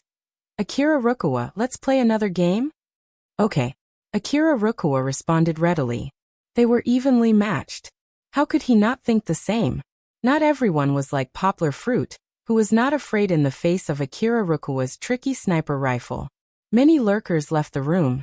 After seeing a few defenders leave, Poplar Fruit's teammates jumped to the opposite side to hug their thighs. However, this was not important. Poplar Fruit did not care about the strength of his teammates or the other players in the enemy camp. He just wanted to fight Akira Rukawa to his heart's content. It was the same as the previous game. Poplar Fruit and Akira Rukawa fought happily in the middle lane. There were also some players who did not understand the situation and wanted to sneak attack in the middle lane. However, Poplar Fruit and Akira Rukawa would not let them do as they wished. When someone came, the two of them tacitly put down their guns and let the other side have the time to deal with the troublemaker. Yonggua discovered that the footwork he had just learned to dodge bullets not only gave him the convenience of dodging bullets, but also gave him a kind of reverse thinking. In the past, when he played with sniper rifles, the opponents he encountered rarely used their brains to think about what to do during micromaneuvers. They relied more on their instincts to control their characters. Therefore, when they dodged bullets, their movements were wide and wide. This allowed the sniper to often have a good effect when he sniped them. However, it was different when it came to players who knew how to dodge bullets. For example, Akira Rukawa had a completely different pattern when he moved left and right. It made it difficult to grasp the frequency of aiming with the sniper rifle, and the bullets would often miss. In this way, Poplar Fruit figured out a kind of reverse aiming method. He forced himself not to follow his usual thinking, but to change the direction of the sniper rifle. This way of playing made him feel very awkward, but the effect was surprisingly good. Since the second game of this game, Akira Rukawa had not been able to avoid Poplar Fruit's reverse sniping for 3 consecutive games. His consecutive losses surprised his teammates. Was this still the Sniper King Akira Rukawa, who had just defeated the lurker? Akira Rukawa realized that something was wrong, and began to play steadily. He did not want to fight to the death with Poplar Fruit in the middle lane anymore. But how could it be that simple? At this time, Poplar Fruit had completely recovered, and was even much better than before. How could the crazy Poplar Fruit be avoided just because he wanted to? Poplar Fruit was not only constantly flick sniping and flash sniping, but also used blind sniping to kill an opponent using an M4A1 in close combat in special terrain. 3-1-4-1-5-1. The defenders were getting more and more listless, and they could not find the rhythm anymore. On the other hand, the lurker was jubilant. The enemy was suppressed by their own sniper, and victory was in sight. But it was too early for them to be happy. Hey, where's Hero Condor? In the next game, the teammates realized that Poplar Fruit's character was standing still. Their charge was like a spear without a spear, and they could no longer break the game. We were about to win. Why did he disappear? Song Ji-wen looked at the empty seat and typed helplessly. He went to answer a call. The whole team was cursing and swearing, and even Song Ji-wen was complaining in his heart. Poplar Fruit, you're cheating us. This is the last public chapter. Xiaohan was still very sincere. Before the novel was published, he had already posted all the plots that everyone didn't like. As for the paid chapters, everyone could rest assured and read them. Xiaohan promised that there wouldn't be any more games or basketball plots. After writing for so long, the book was finally published. To Xiaohan, this book was like Kiki to Poplar Fruit. It was his treasure, and Xiaohan will work hard to make it even more exciting. I hope everyone will support him. Looking for first order, looking for recommendations, all kinds of requests !Omega carat.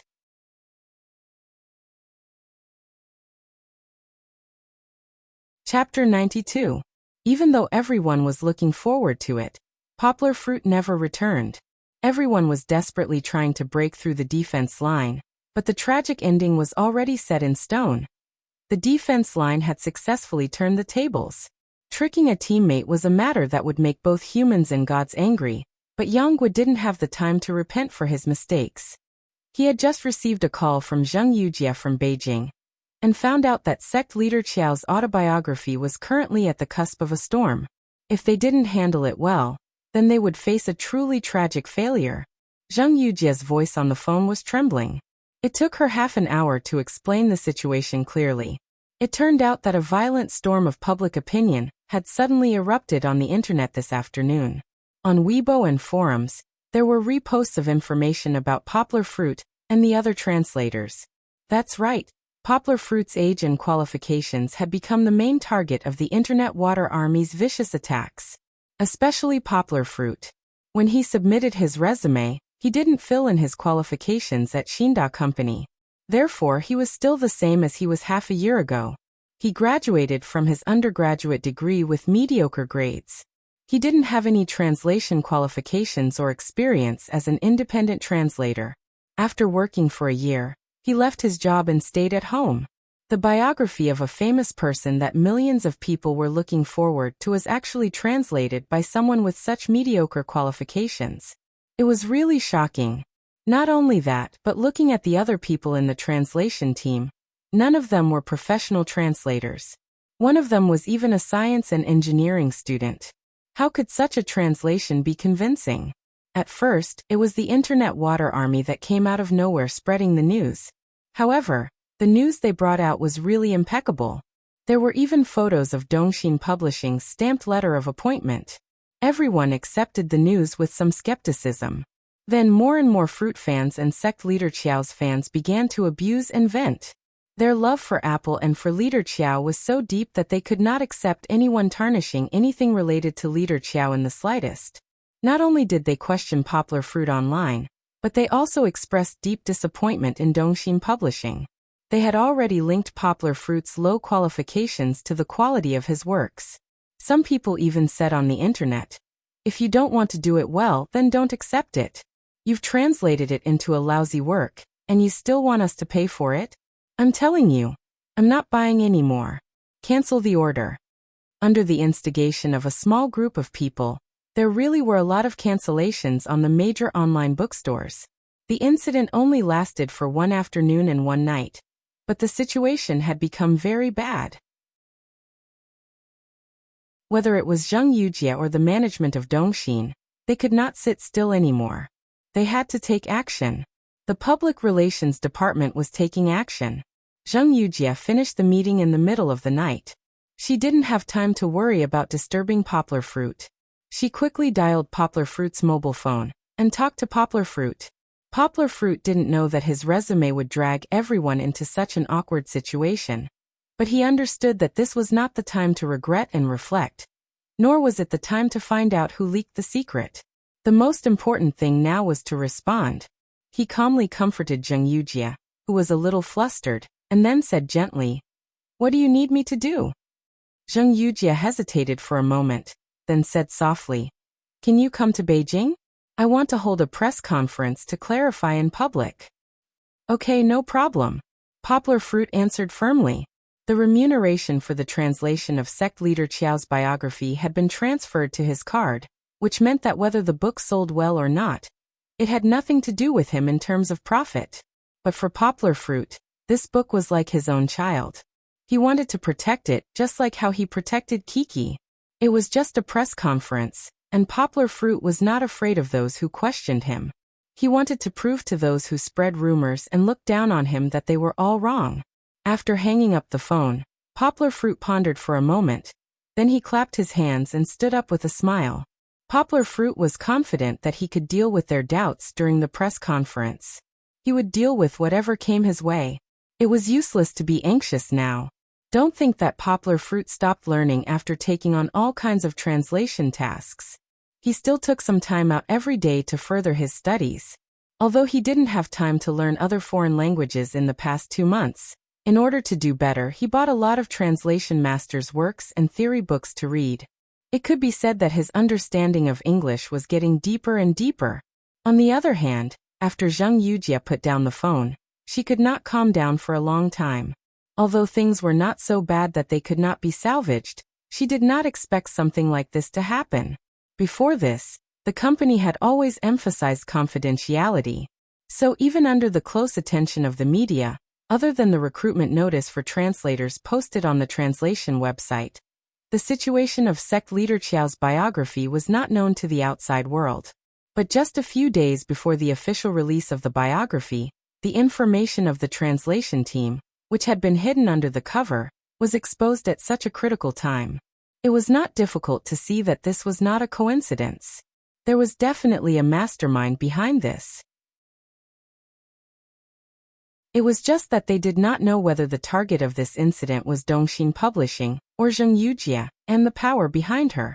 No matter who the target was, Zheng Yujie would not give up. She picked up her phone again, walked into the office, closed the door, and dialed a number that she did not often call.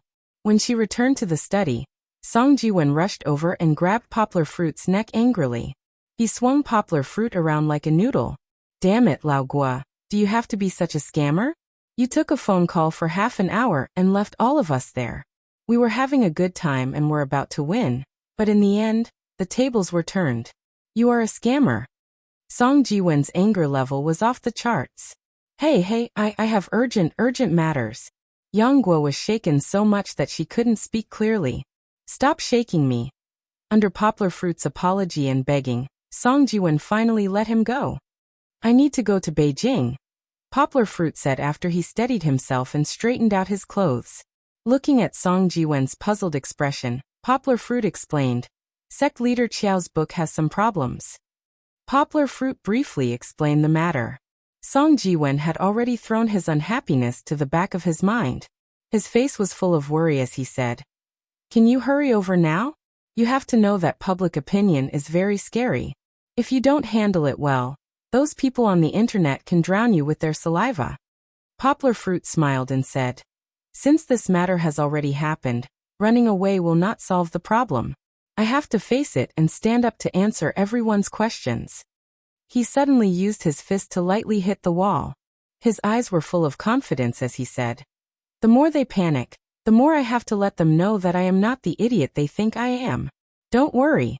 It's just a piece of cake."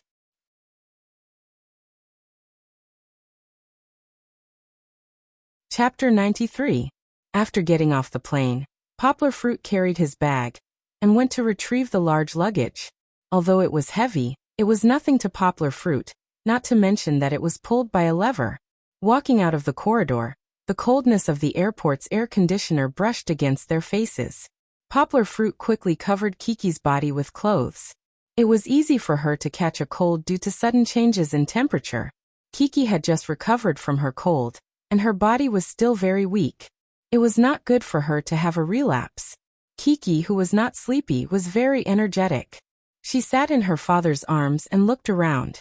It was a new environment, and it seemed to be different from where she lived. The air, the clothes, and the appearance of people. Kiki's big round eyes rolled around, and no one knew what she was thinking. "Lie down, lie down." Kiki waved her small hands and called out in a strange tone. "You have to call me Dad, understand? Dad. Poplar Fruit pulled the luggage forward and educated his daughter. The Yang-style recorder began to loop again. However, the teaching mode did not last long. Poplar Fruit saw Zheng Yujie, who came to pick them up from the airport. Wearing a black leather jacket and black trousers, Zheng Yujie stood there gracefully with her hands crossed in front of her chest. She was very tall even without wearing high heels. Her eyes could not be seen, but under her short hair, her delicate face was as cold as ice. This queen-like demeanor made many men who wanted to hit on her shrink back. Poplar Fruit was shocked. He had not seen Zheng Yujie for a few days. How did her aura change? It was like a strengthened version of Duan Xueqing. Could it be that the two of them had merged? However, their coldness was not of the same type. Duan Xueqing's coldness was an innate coldness, like a snow lotus on an iceberg, aloof from the world and untainted by the mortal world. On the other hand, Zheng Yujie's coldness was a coldness that was a mixture of pride and indifference.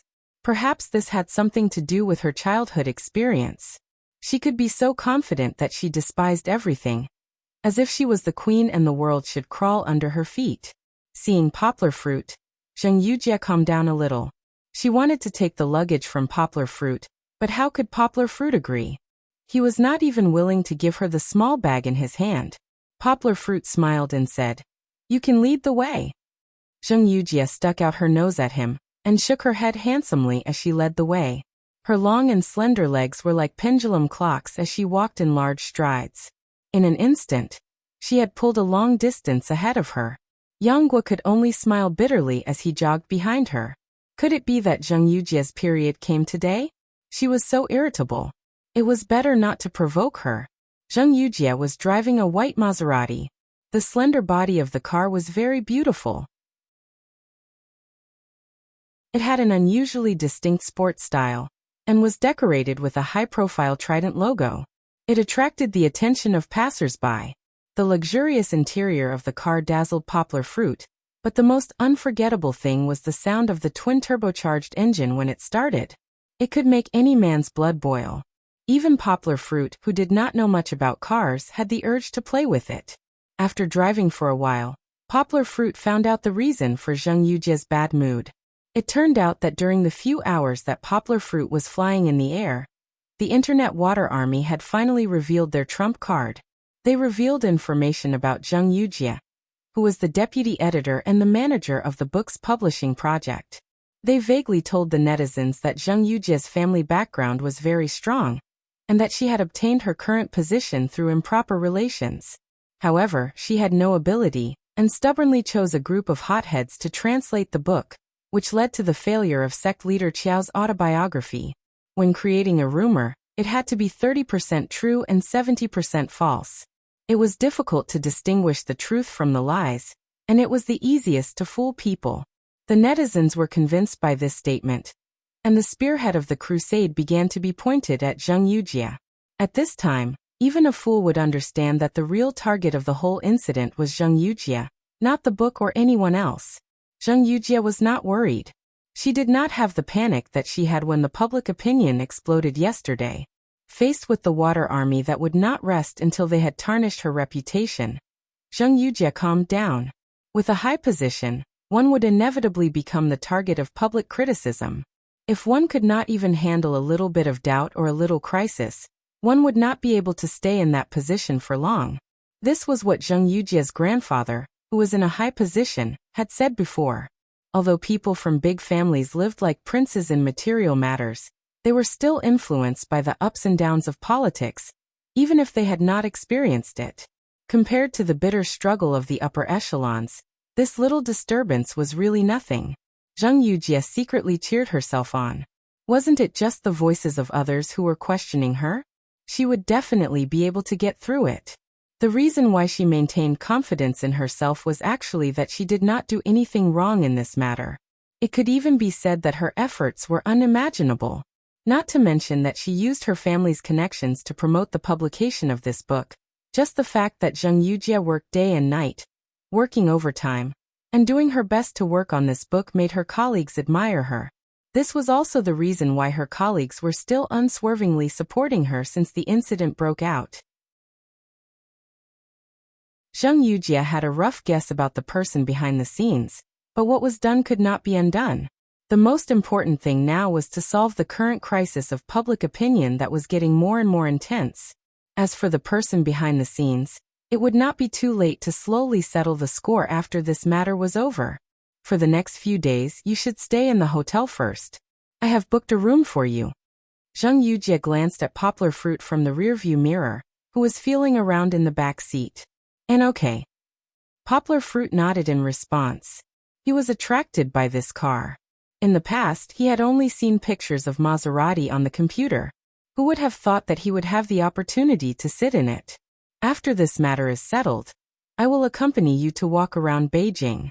I am too busy now. Zheng Yujie said. Poplar Fruit smiled and said, You don't have to accompany me. I am not here to play. Moreover, you have a lot of things to do. Just do whatever you want. Don't worry.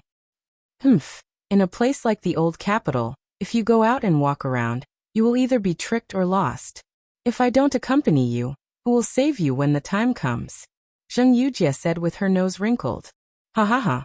Poplar Fruit could only laugh dryly in response to Zheng Yujie's words. Do you like this car? Zheng Yujie looked at Poplar Fruit's infatuated face and asked. I like it.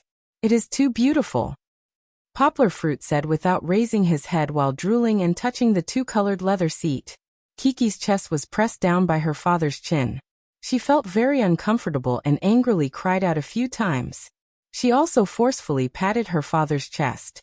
Ouch, Kiki, use less strength. Poplar Fruit didn't feel much pain, but the feeling of his heart being shaken was still somewhat uncomfortable.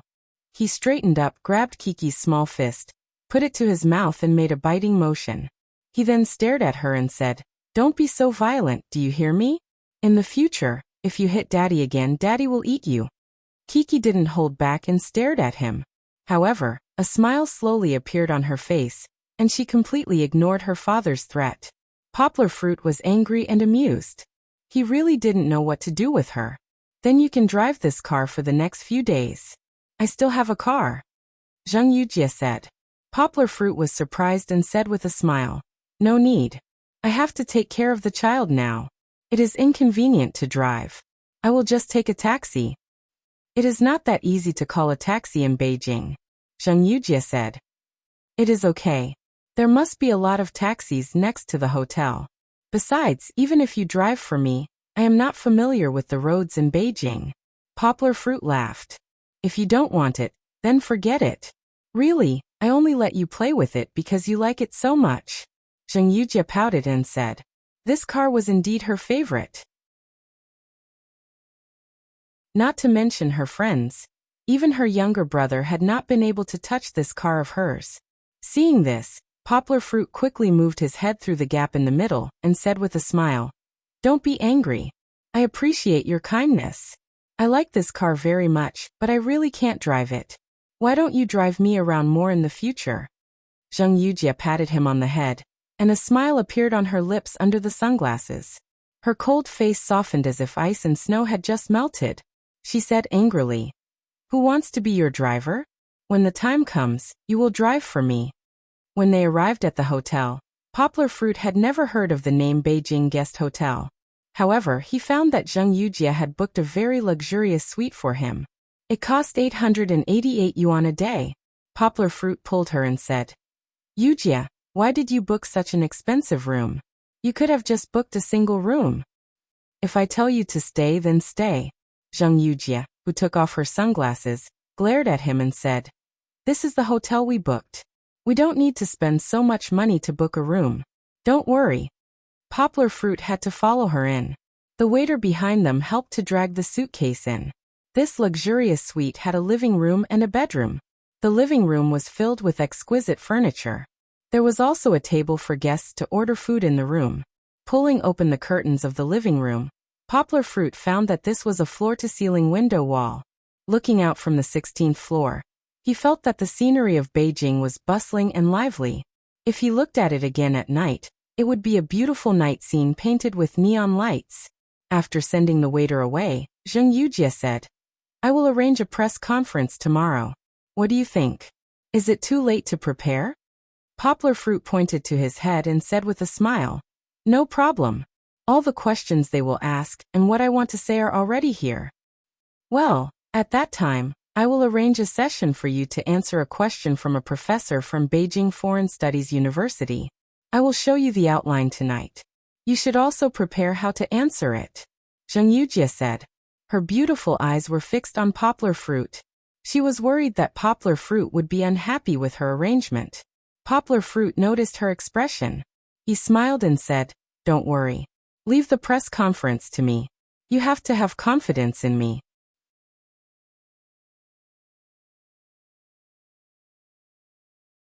Chapter 94. Zheng Yujie sat down on the sofa and leaned against Poplar Fruit. She put her hands on her knees and straightened her legs. Looking like she was stretching, she said, I have faith in you. I always have.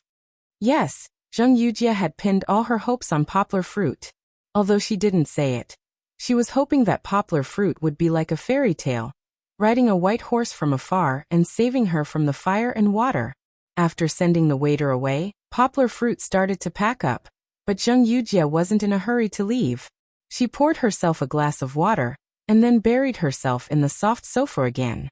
She looked at Poplar Fruit with satisfaction and sweetness as he took out the things in the big suitcase one by one. Zheng Yujie felt that she was a little infatuated with the feeling of being by Poplar Fruit's side. She didn't know why, but as long as Poplar Fruit was by her side, she would feel especially at ease and her thoughts would be very clear. No matter how many grievances she went through outside, no matter how much wind and rain she went through, when she saw Poplar Fruit, all the negative emotions would vanish. Yes, his face was so handsome, his voice was so gentle, his chest was so broad, and even the way he carried things was so charming. She really liked the way he bent down and stood up. Milk powder, diapers, children's clothes, no. Why were they all children's things? Zheng Yujie felt that something was wrong. She stood up and strode over to Poplar Fruit's side, and peeked her head out to look at the suitcase. Kiki, who was on Poplar Fruit's back, was startled by her quick movements. Kiki looked up in surprise and stared at her blankly. "Where are your clothes?" Zheng Yujie stared at Poplar Fruit and asked. "Aren't my clothes there?" Poplar Fruit gestured with his hand, and pointed at a small pile of clothes at the back of the big suitcase. Zheng Yujie lowered her head and covered her forehead with her left hand. Her head was full of black lines. She shouted in a low voice, "Yang Xiaogua, I'm asking you, where's your formal wear?"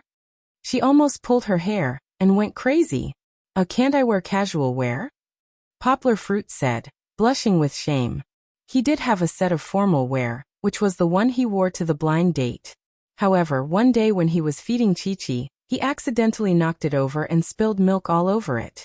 He didn't have the time to dry clean it, so it was covered in white stains. Moreover, this formal wear didn't fit him anymore. Yanghua thought that he wouldn't have many chances to wear it, so he didn't wash it. Thus, he didn't bring it with him this time. Of course not. Zheng Yujie really wanted to pinch Poplar Fruit's ears to see what was in his head. Who had he seen wearing wrinkled casual pants at a press conference? "Let's go, I'll take you to buy clothes." All right, Zheng Yujie found that she couldn't just leave him like this. Thus, she pulled Poplar Fruit out of the door without any explanation. Driving her flashy Maserati, she did a beautiful drift around the corner, and found a parking lot to park her car. The two of them took a Shaoduan road before arriving at their destination, Jiji Building. It was a large building that occupied a vast area. Looking from afar, it looked like a majestic castle. It occupied 2 streets, and both sides were surrounded by slightly undulating, wavy walls made of glass. The front of the building was at the corner of the street, and the signboard was hung big, with the words, "Latte and Time Department Store" written on it. "Let's go." Zheng Yujie pulled Poplar Fruit's hand and dragged him forward. In order to keep up with her, Poplar Fruit had to give up looking left and right and strode forward. Although the two of them were walking parallel to each other, Zheng Yujie didn't have the slightest intention of letting go. She still used her warm and soft hand to hold Poplar Fruit's 4 fingers, and pretended to walk forward naturally. However, her shoulders were very stiff.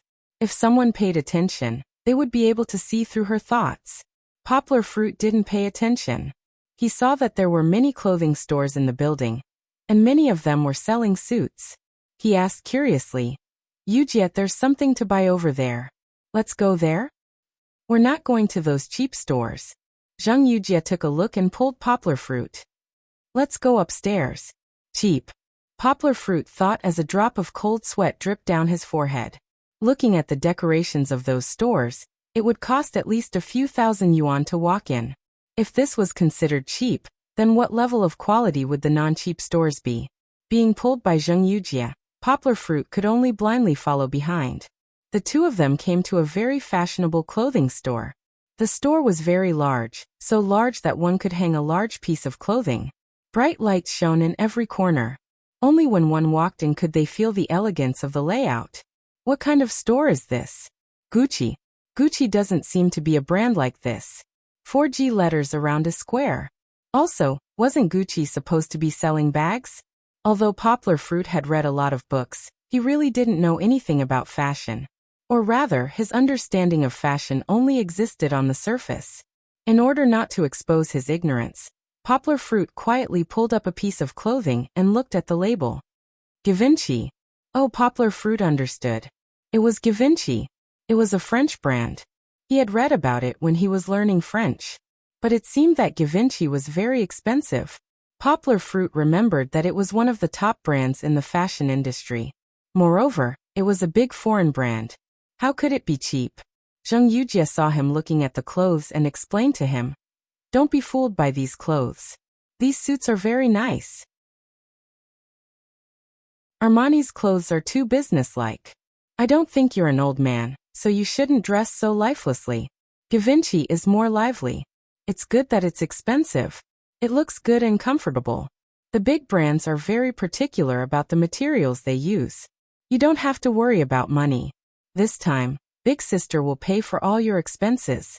Moreover, I have a platinum membership card from Givenchy. 20% off." Zheng Yujie waved her finger in front of Poplar Fruit. Where's my card?"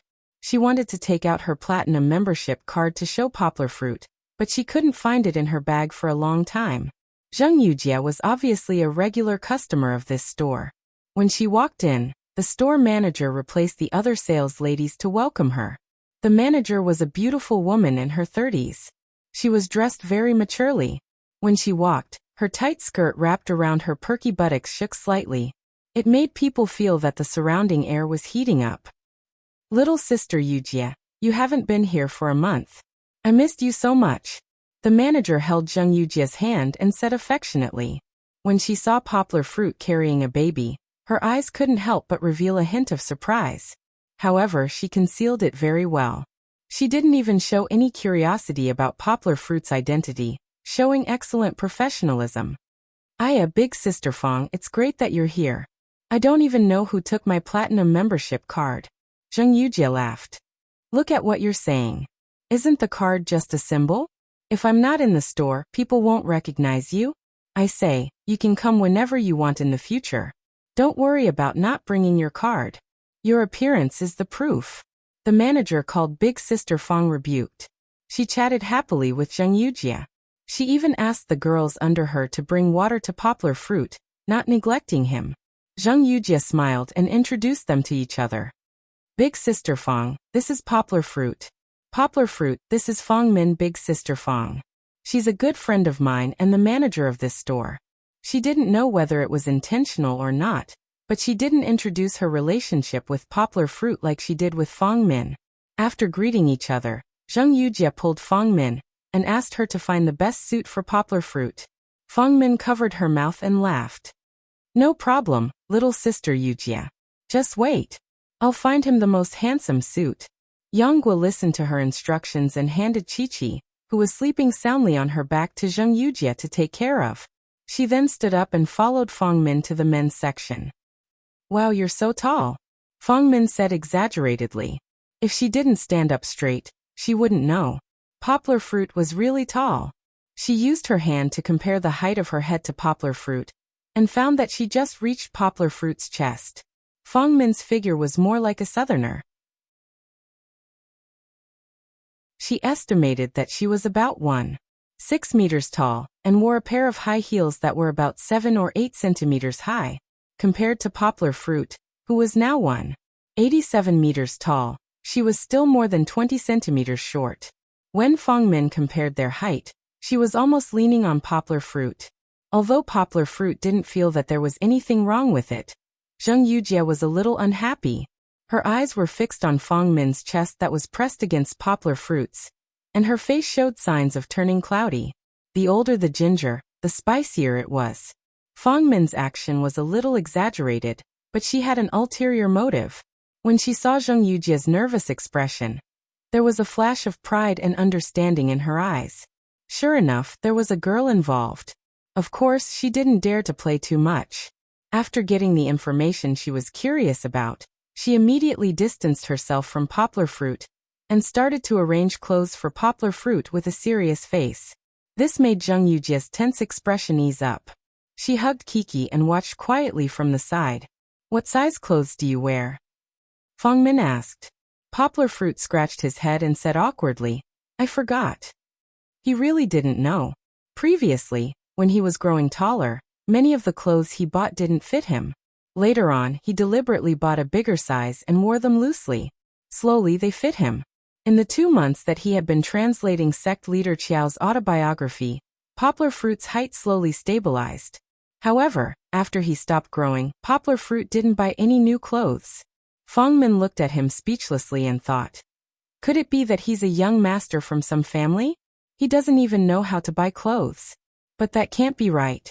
How can a young master wear clothes from a street stall? Of course, Feng Min didn't show her unspoken criticism on her face. She still smiled and picked out a few clothes from a row, then compared them with Poplar Fruit's upper body. Finally, Feng Min picked out a pure white base. The collar, sleeves, and buttons were embroidered with unique patterns. It looked simple and elegant. She also found a suitable pair of black trousers and a belt. She smiled and said, go change into this shirt first. Put on the shirt, then I'll find a suit for you.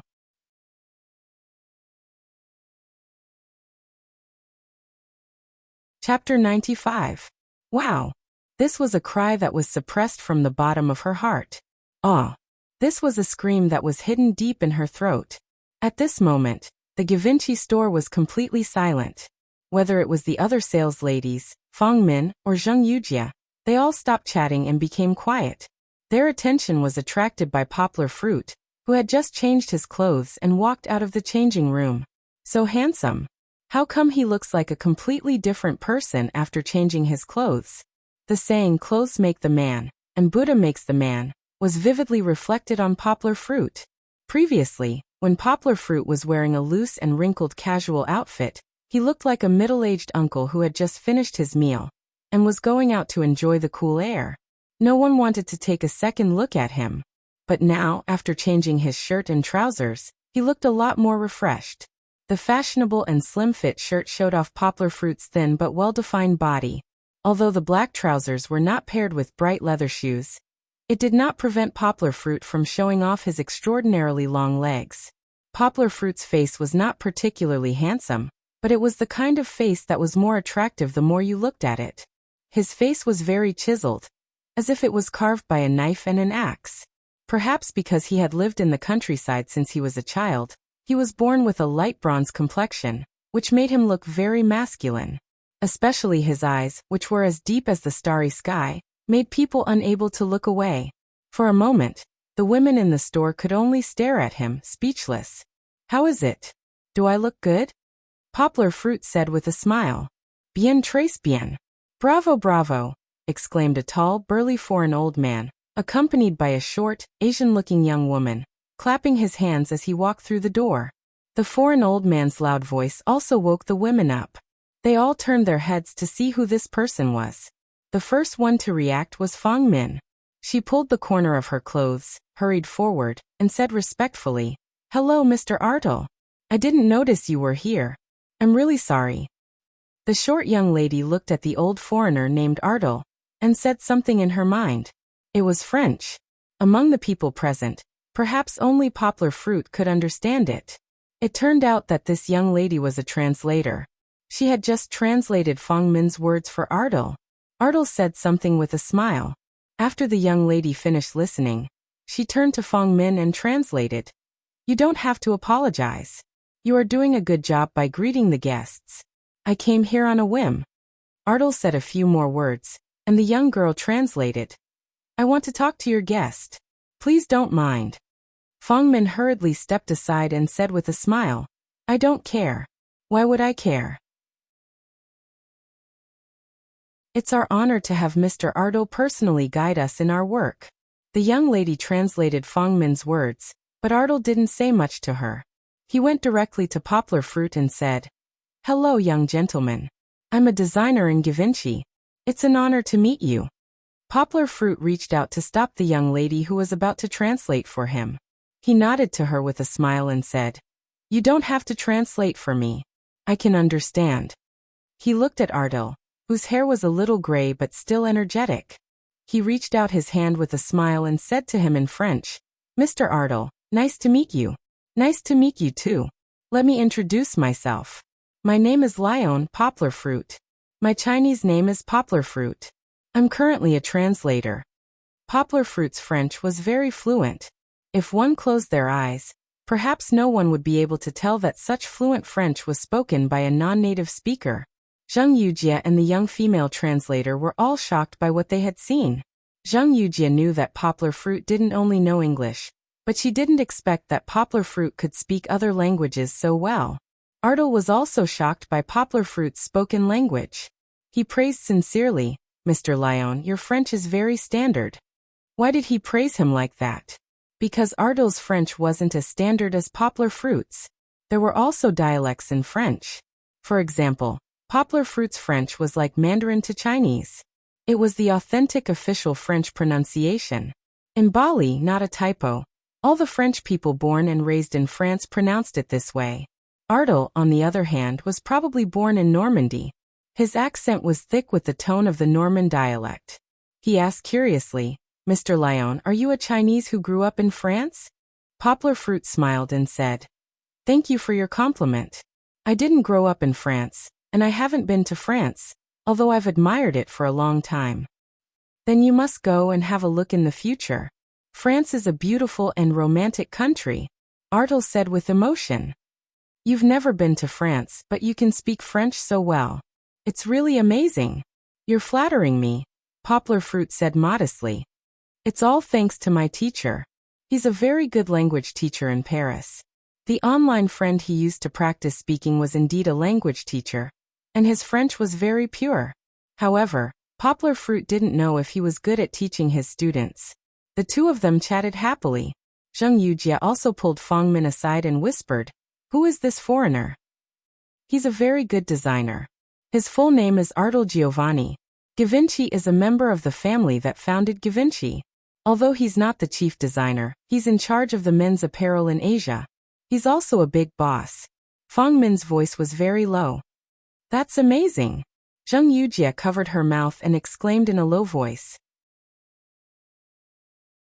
Back to the topic, Ardal said to Poplar Fruit seriously, "Mr. Lion, I don't know if you're interested in being a model. You're the tallest and most Asian man I've ever seen. If you're willing, I can make you the most attractive Asian male model in the fashion industry." Poplar Fruit was stunned for a moment. Only then did he understand that the old man was interested in his appearance. He pondered for a moment, looked at Ardal and said with a smile, "Mr. Ardal, you're flattering me. I'm really grateful for your appreciation. But I like my current life very much. I don't want to enter the modeling industry."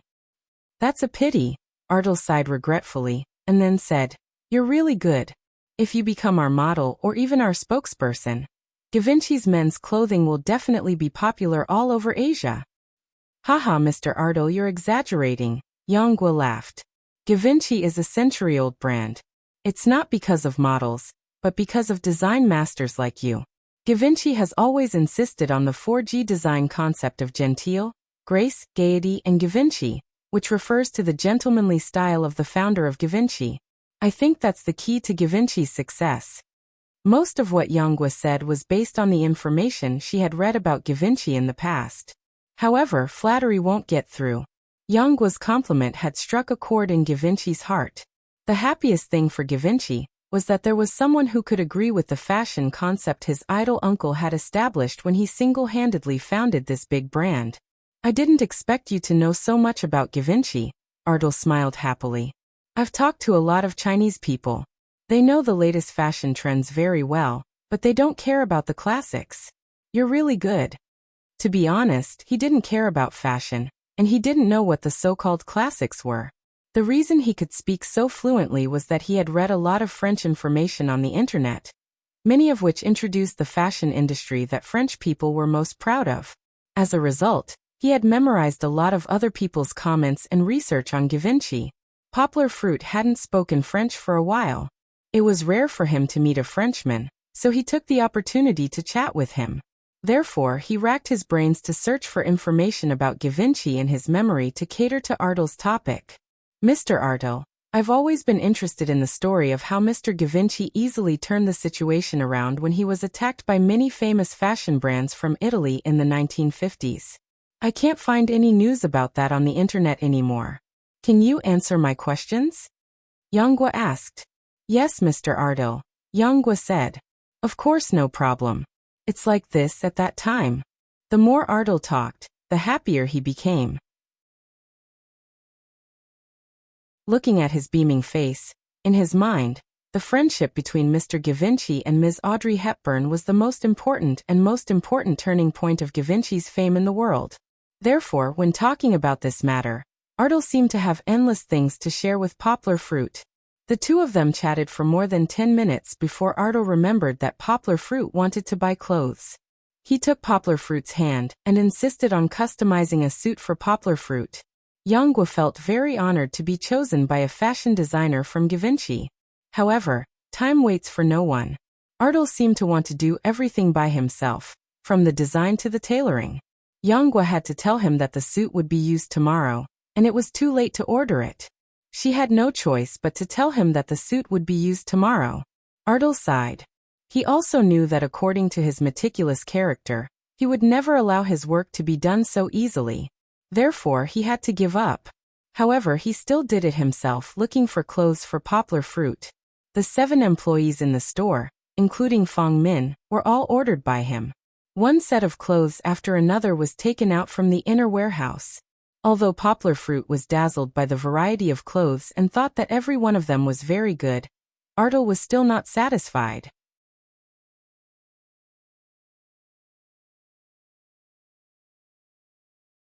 Chapter 96. As the manager of a big store, Fong Min was not an embroidered pillow. She rolled her eyes and came up with an idea. She pulled the female interpreter aside and asked her to translate for her. Mr. Ardil, your award-winning suit design from 3 years ago is on display in our store. We have also prepared some samples for customers to try. Would you like to take them out and try them on? Yes, take them out quickly. Ardil's eyes lit up. He urged Fong Min to take them out eagerly, but he was a little worried. Are there any suitable ones? Among the clothes that he had just tried on, there were not many that were suitable for Poplar Fruit's figure, and they were not what Ardil wanted. This was one of the reasons why Ardil was a little unhappy. The new suit was one of Ardil's proudest works. Ardil, who had been immersed in Asian fashion design all his life, had won the Golden Scissors Award in the Bali Fashion Show 3 years ago with the design of this suit. This was also the first time that Asian fashion designers had stood at the top of the world in a top suit design competition. It was a big breakthrough that even the industry insiders were in awe of. This suit was not fancy, just like the calm and introverted character of Asians. Its design was more retro, but it was not just a classic. It had its own great breakthrough. The special dark pattern on the leader's mouth made the whole suit look very youthful and fashionable. The overall simple design was not simple. It was a bit like Sir Qiao's iPhone. There was no complicated design, but everyone who picked it up could clearly feel its elegance. Poplar Fruit liked it at first sight. He was not a person who liked to show off, and the low-key pattern design was very beautiful. What was more fortunate was that there was a set of samples that matched Poplar Fruit's size very well. After trying it on, Poplar Fruit was satisfied. Except for a little flaw at the trouser leg and the waist, everything else was perfect. Poplar Fruit did not care. The trouser leg could be made shorter, and the waist was a little loose, which was within the tolerable range. But for the extremely picky Ardil, this flaw was intolerable. He gestured with his hand as he shook his head. He still felt that this suit was a little outdated. After all, it was his work from 3 years ago. However, he didn't have a better choice at the moment. Ardil looked at him for a long time and nodded reluctantly. However, Ardil didn't give the suit to Poplar Fruit just like that. He took the suit from Poplar Fruit, who had just changed his clothes. After saying that, he buried his head in the tailoring room. Let me help you change it. It can be made even better. Poplar Fruit and the others looked at each other, then sat down and waited for Ardil to change his clothes. Although it would take some time, Yanghua still admired Ardil's perfectionist attitude very much. In fact, when he was working as a translator, he was also like this. Hugging Kiki, Zheng Yujie poked Poplar Fruit's waist with her finger and whispered, "Poplar Fruit, do you know that you've struck gold?" What do you mean?" Poplar Fruit took a piece of tissue from the table next to him, took Kiki from Zheng Yujia's arms, and lovingly wiped the watery saliva from the corner of her mouth. Do you know who that old man is?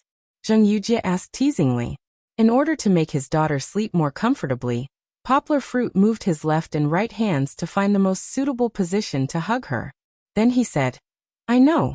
Isn't he a designer of Givenchy? Is he very good? Zheng Yujia saw that he was absent-minded, and she really wanted to give him a good knock on the head. Of course he's very good. His surname is Givenchy. He's the chief designer of Asia. He's a descendant of Givenchy. Poplar Fruit asked in surprise. Not a descendant, but almost. Anyway, he's from that family, Zheng Yujia said. That's still very good. He's the chief designer of Asia. Poplar Fruit said. Yes, you're very good. Zheng Yujia patted Poplar Fruit's shoulder and said with a smile. You actually got the recognition of a great designer, and he even rushed to cut clothes for you. That's a big honor. I'm just a person with a platinum card, and I'm not even qualified to meet him. Poplar Fruit teased her. What kind of platinum card do you have? You can't even find a platinum card. Zheng Yujia raised her eyebrows and glared at him. She gritted her teeth and said, I don't know which bastard stole my card. If I find out, I'll definitely strangle him to death. Time passed quickly as they chatted. After a while, Ardal came out with the clothes with a smile on her face, and insisted that Poplar Fruit change into them. After Poplar Fruit changed into the clothes and walked out, he touched his chin and said proudly, It seems that I'm old, but my eyes haven't.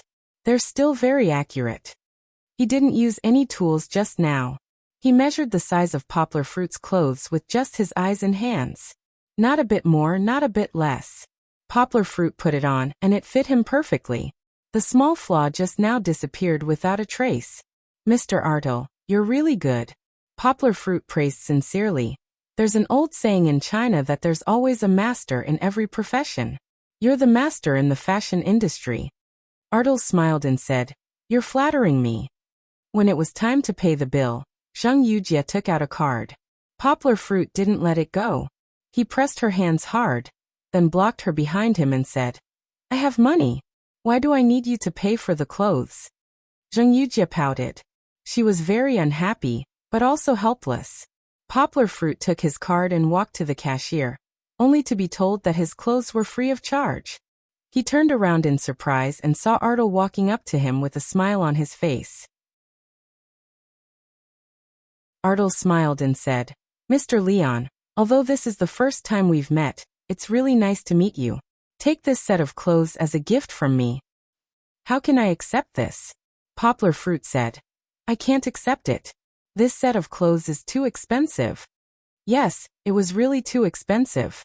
Poplar Fruit had just glanced at the sample on display in the window. The price tag on it was more than 30,000 yuan.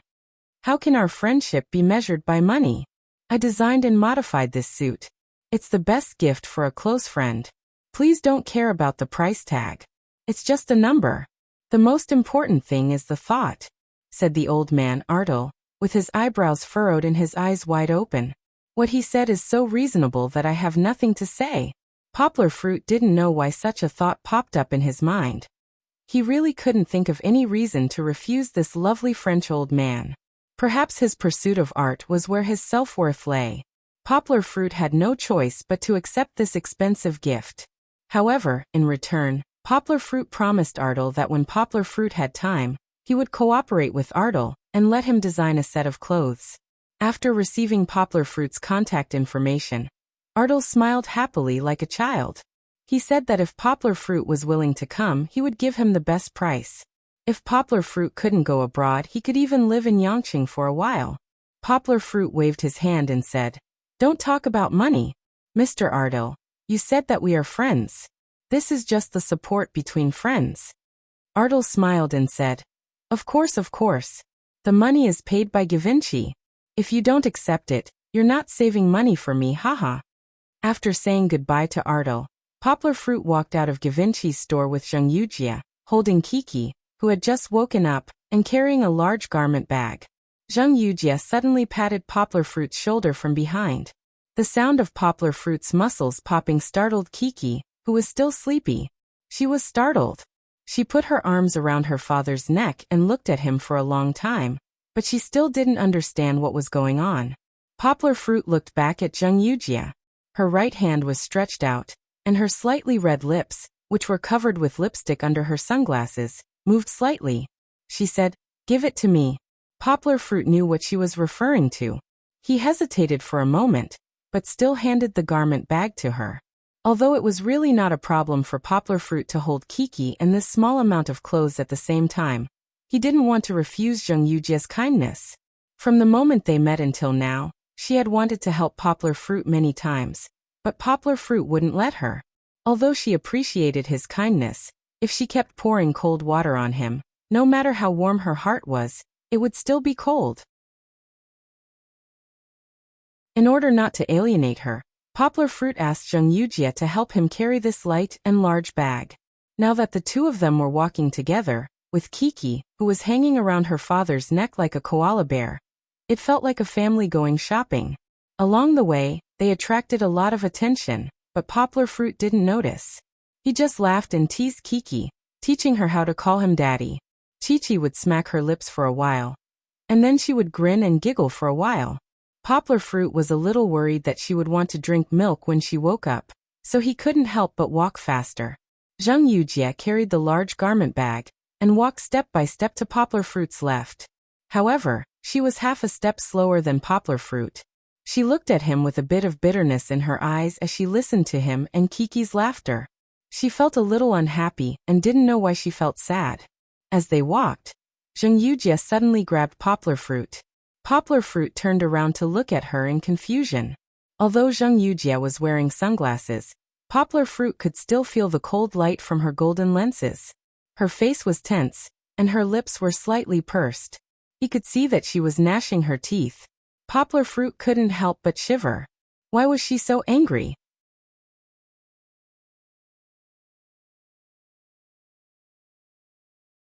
Chapter 97. Zheng Yujie was about to get goosebumps.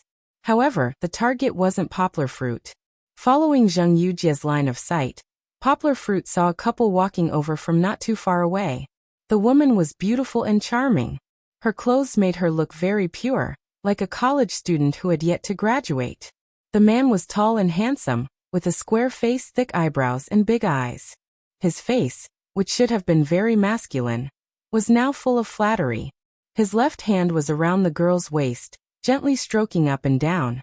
The thumb and index finger of his right hand were holding a card, and under the ring finger of his ring finger, the card spun up and down.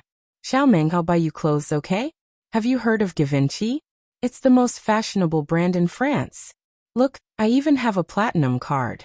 When the time comes, we'll be able to enjoy VIP treatment. We'll have a row of saleswomen bring you clothes to choose from. I guarantee you'll like it. Is that okay? Come, give Big Brother a kiss. Good girl." The man's voice came from afar, and Poplar Fruit and Zheng Yujie heard it clearly. Poplar Fruit noticed that Zheng Yujie's face had turned even darker. He was confused. Could this man be Zheng Yujie's boyfriend? Oh, it could be. He looked a little young, so he should fit Zheng Yujie's criteria for a partner. Well, although Poplar Fruit was so slow that he didn't realize that she liked him, he didn't know why, but he felt that this good friend of his liked young boys. Of course, Poplar Fruit had never thought of himself as a young boy.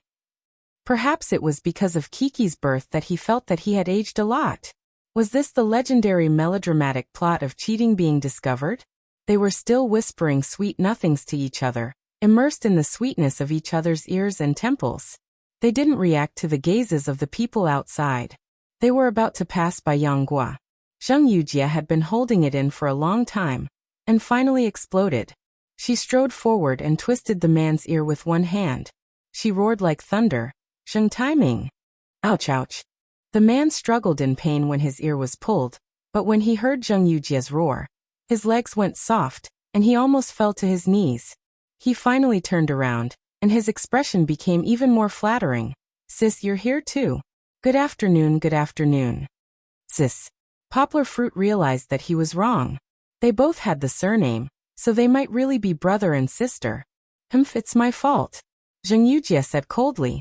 Zheng Taiming's ears were being twisted by Zheng Yujie, so he could only beg for mercy. Sister, let go of me first. Let's talk nicely. Can we talk nicely? Look, there are people watching. Don't make a fool of yourself.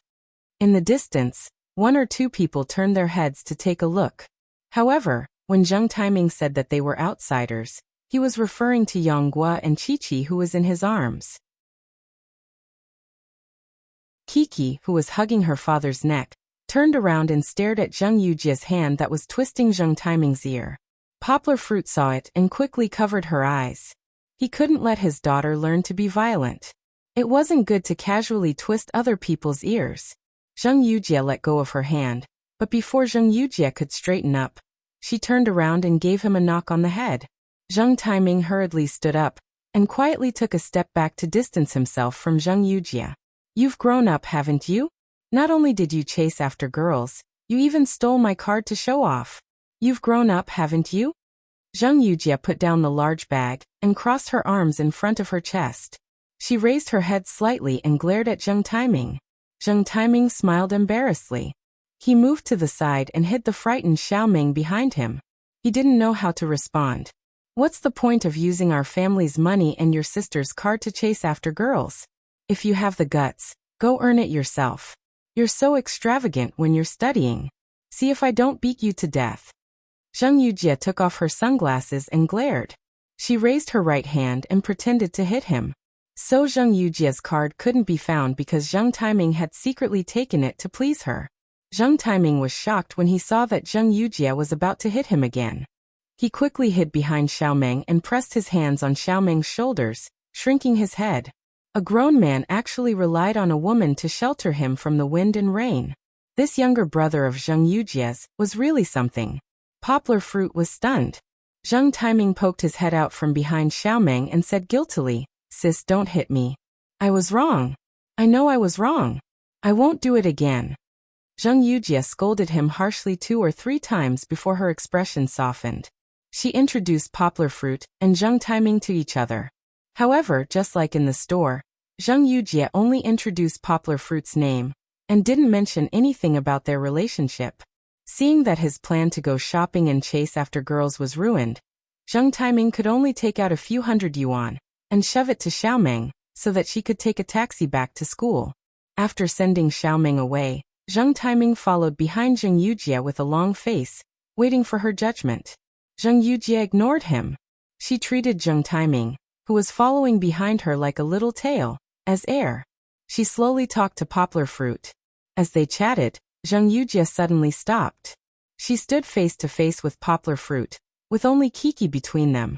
She put her left hand on Poplar Fruit's shoulder, then stood on her tiptoes and gently stroked Poplar Fruit's hair with her right hand. Zheng Taiming's eyes widened. What was going on? Your hair is too long, Zheng Yujia said softly.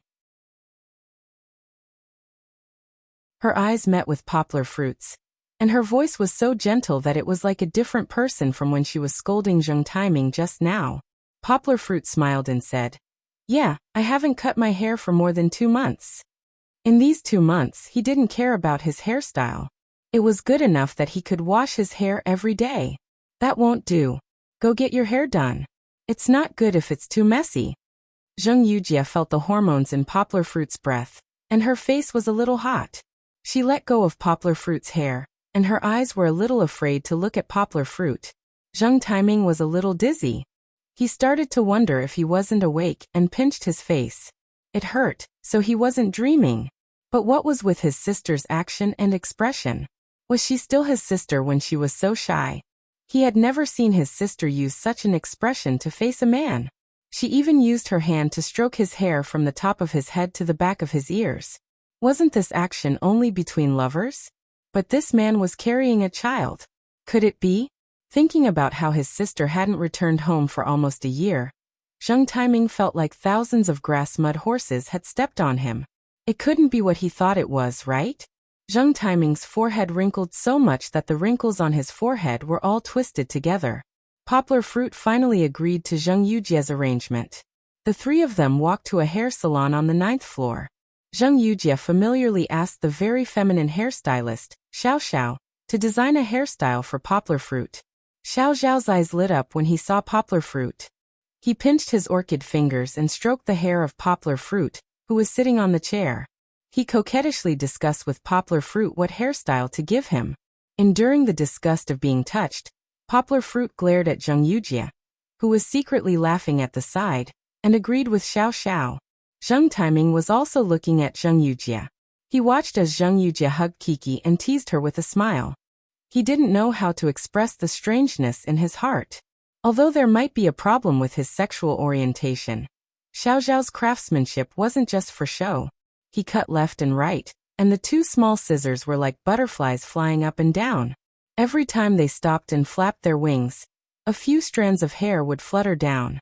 This was also a person who had a persistent and even demanding pursuit of art. Although his movements were very fast, he would stop and look at it again after every dozen cuts. After washing the broken hair on his head, Xiao Xiao applied a hair styling lotion on Poplar Fruit's hair. From time to time, he would take out the scissors and gently trim it. Finally, Xiao Xiao clapped his hands and put down the scissors. He took Poplar Fruit's arm and pulled him up. Then he pinched his orchid fingers with his other hand and pointed to the mirror. Half covering his mouth, he smiled and said, "Little brother Yang, look, isn't this hairstyle much better? It's really good." Poplar Fruit also sincerely praised himself. How should he describe it? Business style? Fashion style? None of them were suitable. Xiao Xiao didn't cut Poplar Fruit's most commonly used short hair. It wasn't the cool trendy hairstyle of the Korean celebrities either. Overall, it was still clean and refreshing short hair. The two sides of his temples were shorter, and the top of his head was slightly longer. However, the cut wasn't very thick. The hair was loosened and fixed with hair gel. It looked very sunny and fresh. However, there was still a short slanted fringe on his forehead. Together with Poplar Fruit's deep starry eyes, there was an indescribable devilish charm. "Kid, you're still very handsome." Poplar Fruit looked at himself in the mirror, and was very satisfied. He also praised himself a little proudly in his heart. Which girl didn't like to be beautiful? Which guy didn't want to be handsome? Although he didn't have the habit of taking care of himself, it didn't mean that he didn't care. Zheng Timing also realized that Poplar Fruit was very handsome after changing his hairstyle. Previously, when Poplar Fruit was carrying a baby in his arms, his gaze would always be involuntarily attracted to him. Now that he took a closer look, he realized that this man who might be having an affair with his sister was no ordinary person. At the very least, in terms of height and appearance, he was much more outstanding than himself. Poplar Fruit didn't want to fight with Zheng Yujie for the money for the hairstyle. Everyone was watching, and it wasn't good to argue. However, the price for the hairstyle in this kind of clubhouse wasn't low. Even though it was a VIP customer like Zheng Yujie, it still cost 1,666 yuan after a discount. This made Poplar Fruit speechless. To Poplar Fruit, with his current income, it wasn't that he couldn't afford such a service. However, as someone who grew up in the countryside, he had only cut hair in small salons that didn't cost more than 30 yuan for more than 20 years. This kind of extravagant lifestyle was too unreal. It was said that it was easy to go from frugal to extravagant, but difficult to go from extravagant to frugal. After enjoying an extravagant lifestyle, many people were unwilling to be poor. Even if they had to sell everything they had, even if they had to commit crimes, they still wanted to satisfy their desires. After experiencing such a seemingly carefree spending, although it wasn't his own money, could Poplar Fruit still maintain his pure heart? Who knew?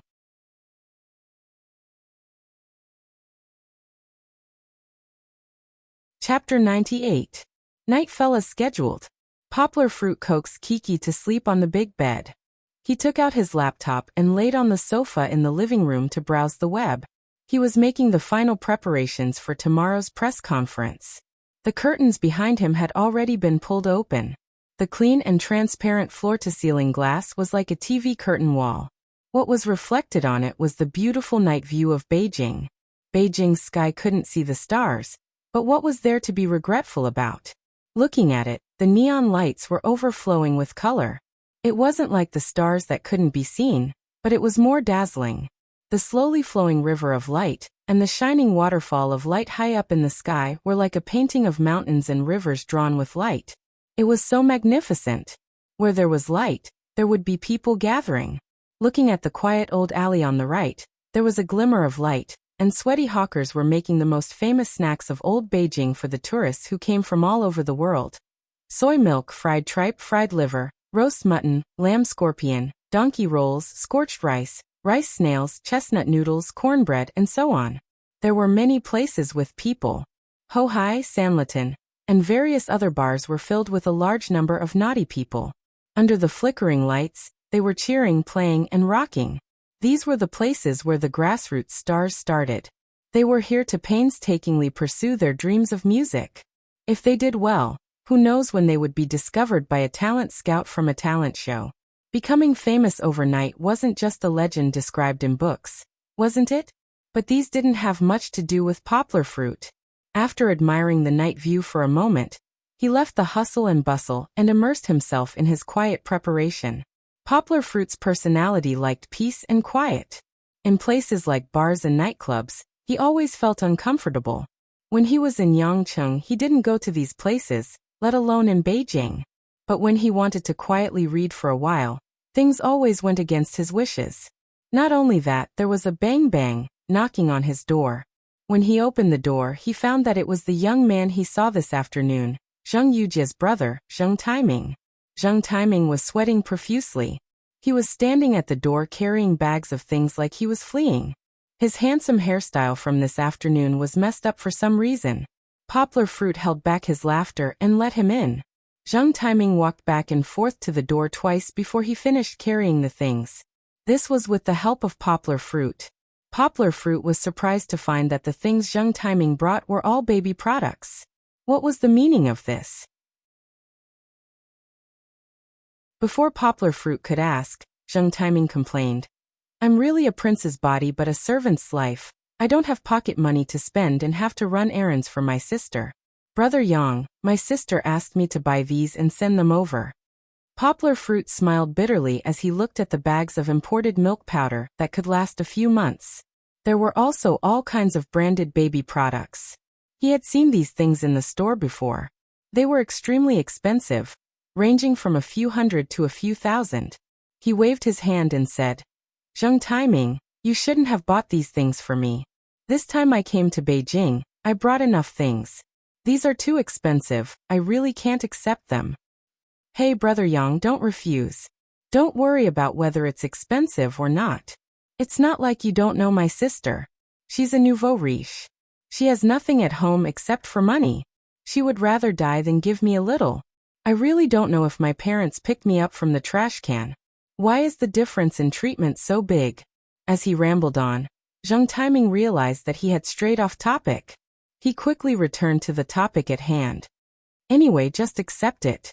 If you don't accept it, my sister will beat me up and say that I didn't treat you well. She won't. Don't worry, I'll explain it to her. Take it back. Really, it's too expensive. Just a trip to Beijing, and you're already spending so much money. I won't dare to come again next time. Poplar Fruit said. It's better if you don't come. Zheng Taiming secretly said in his heart. However, he didn't dare to say it out loud. He laughed and said, No way, Brother Yang. I worked so hard to bring it here, and you want me to take it back. Moreover, these are all for children. I can't eat them if I bring them back. It's a waste to throw them away. Don't you think so? Just accept it. AI. Poplar Fruit sighed and helplessly said, Forget it. Just put it down. I'll talk to your sister later. Hee, that's right. If there's anything, just tell my sister.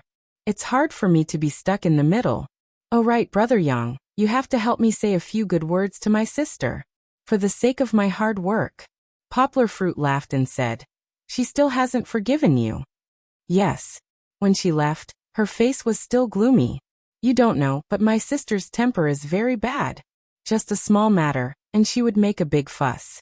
That year, the Liu family's third son was smashed in the head by her with a beer bottle in a bar. It caused an uproar. In the entire Beijing courtyard, there's not a single child who hasn't been beaten by her. Zheng Taiming didn't know what he was thinking. He half-truthfully and half-falsely described his sister as a female demon. Is it that exaggerated? Poplar Fruit suspiciously asked. I think she's a pretty good person. AI, you haven't seen my sister when she was young. At that time, she was one of the 3 evil spirits in Beijing.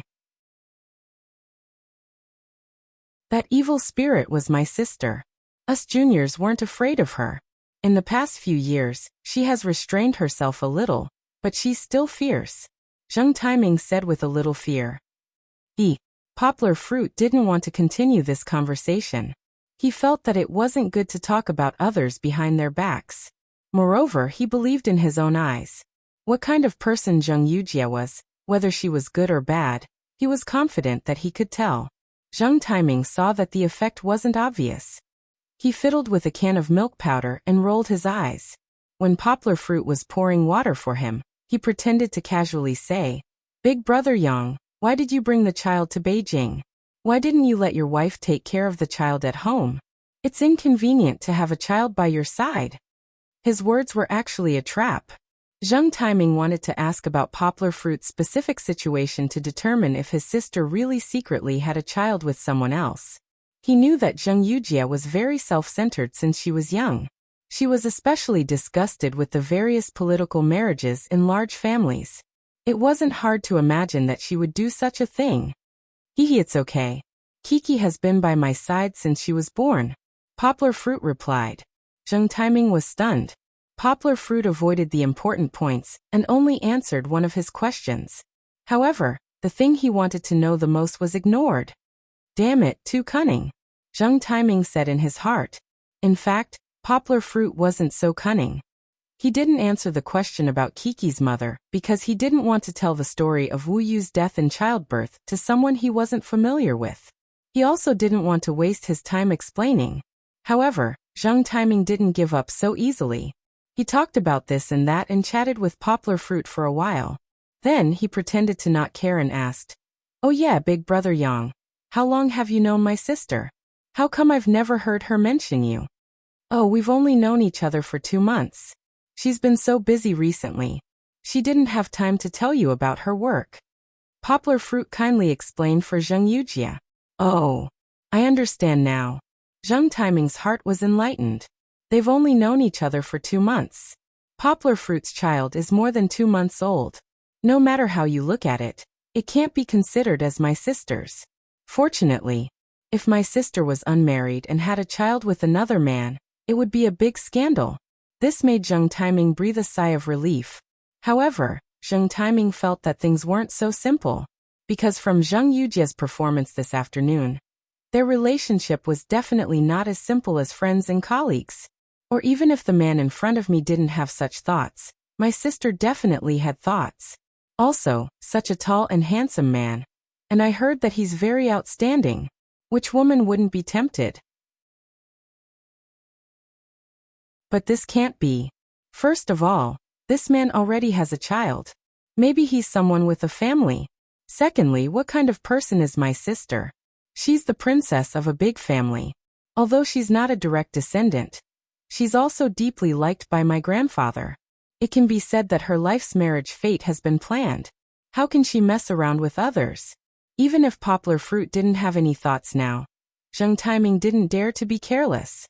Because he knew that his sister was very beautiful, rich and powerful. No man could refuse her pursuit.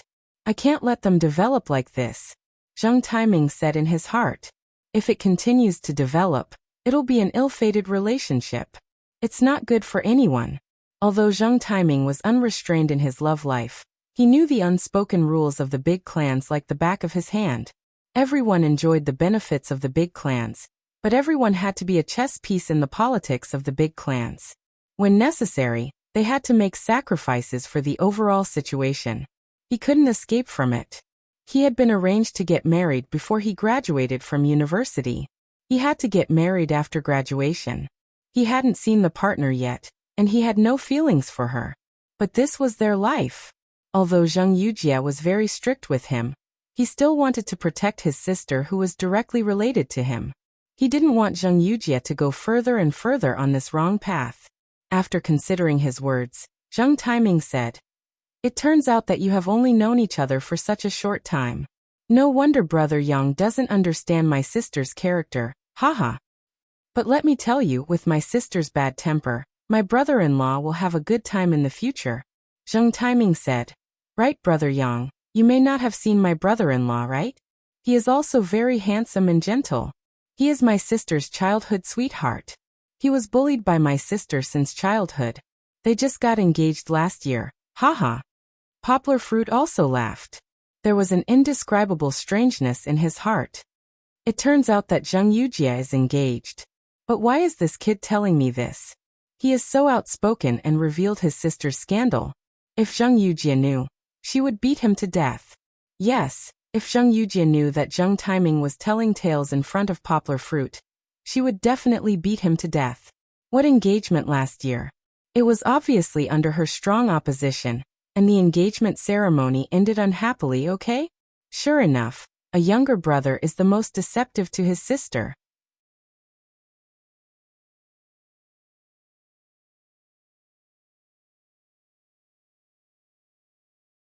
Chapter 99. The press conference was held in the afternoon. In the morning, Poplar Fruit carried his daughter and took a taxi to Dongxin Publishing. He also pushed the baby stroller that Zheng Yujie had given him. Poplar Fruit planned to coax his daughter to sleep before going on stage. Then he would let her sleep quietly in the stroller in another room and ask one of Zheng Yujie's female assistants to take care of her. The final arrangements were being made in the conference hall. As the only translator in the translation team to attend the press conference, Poplar Fruit was led by Zheng Yujie to meet with the editor-in-chief of Dongxin Publishing, Peng Yu. Peng Yu was the key person in introducing this book into China. Due to sect leader Qiao's careful planning, this biography strictly adhered to his confidentiality standards. This standard was so strict that the media did not get any data about the iPhone 4 shape and specifications before the press conference. Similarly, almost no one in the industry knew about the existence of this book.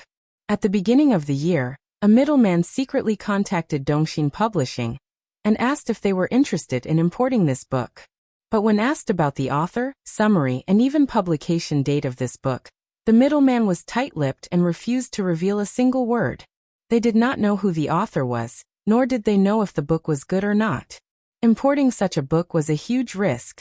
Even Dongxin Publishing, which could import no less than 600 foreign language books every year, did not dare to be careless. Although there was the name of sect leader Qiao, Dongxin Publishing had already published no less than 10 books related to him. Although the sales were good, there were hidden dangers. For such a character who might have been overly discussed and researched, would his books still have any marketing value? No one dared to make this decision. The president, vice president, and editor-in-chief had a secret meeting to discuss it for a long time, but they could not come to a decision. In the end, Peng Yu gritted his teeth and suggested, "Let's take a gamble." Therefore, after some bidding, Dongxin Publishing won the only official biography of Steve Jobs. Even though he had obtained the book, the news was still a secret within the publishing house. Only a few people knew about it. At that time, Peng Yu was in charge of contacting the American publisher, Simon & Schuster. For this matter, he made 3 trips to the United States within 2 months. Even when it was time to recruit translators, the news had not spread. Even after that, the publication of this book had always been kept in a low-key state. Because of this confidentiality requirement, there was a story later on. When Peng Yu's father heard that the United States was going to publish sect leader Qiao's biography, he rushed home excitedly and suggested that Peng Yu quickly look into it. In the eyes of engineering students, Steve Jobs is the modern Edison and Da Vinci. In the end, he got the answer that Dongxin Publishing had already imported the Chinese version rights. He was very angry and questioned Peng Yu why he did not publicize it. He did not even wait for Peng Yu to explain before he left angrily. No matter what, Peng Yu definitely contributed a lot to the publication of this book by Dongxin Publishing.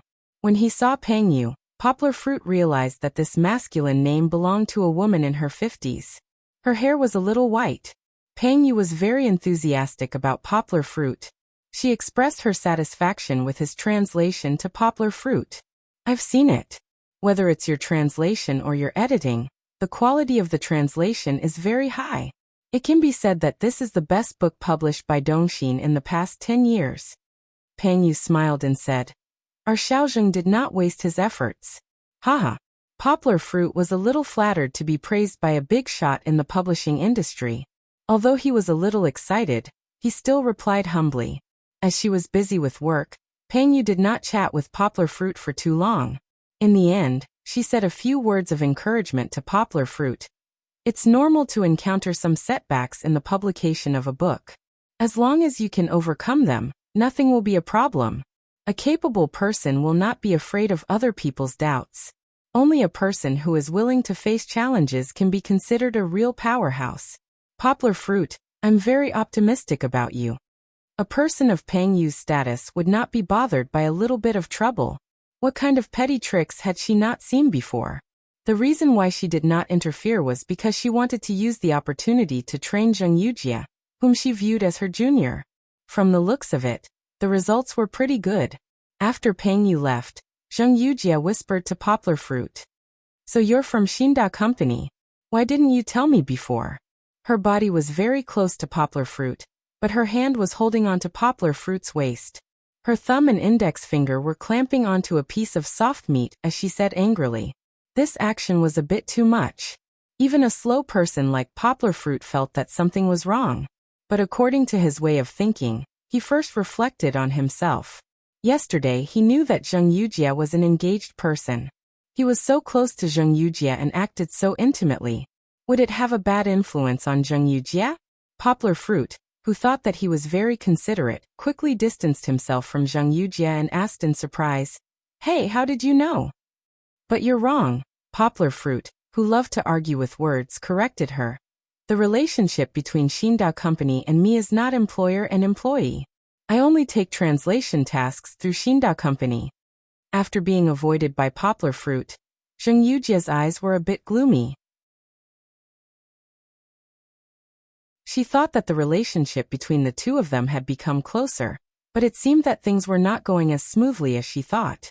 However, Zheng Yujie quickly recovered as if nothing had happened. She smiled sweetly and said, "I know, I've heard about Xinda Company's business model. Yesterday afternoon, their president Yao stood up to support you, making me mistakenly think that you're working for him." "President Yao? Is it President Yao Dehua?" Poplar Fruit said in surprise. "What's going on?" After Zheng Yujie's explanation, Poplar Fruit understood that the storm of public opinion that had just erupted the day before yesterday was actually a decision made by Yao Dehua yesterday. He talked to a few big newspapers that he had a good relationship with, and a few of them were mouthpieces of Guangdong province.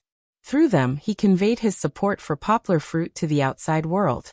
Poplar Fruit found a newspaper, and the one that he was looking at was the Nanhua Evening News, which was known for its bold words. On the 5th page there was a huge headline, "Youth is not the measure of strength." The Nanhua Evening News analyzed the matter regarding Poplar Fruit from two angles. On the one hand, through interviews with Yao Dehua and other key employees of Xinda Company, Translation Department, he learned about Yang Guo's true capabilities. Just like what Yao Dehua said, "Yang Guo is the most talented translator I've ever seen. I've been in this industry for decades, and I've never admired or even worshipped anyone as much as I do. He deserves to be called the #1 gold medal translator in our company.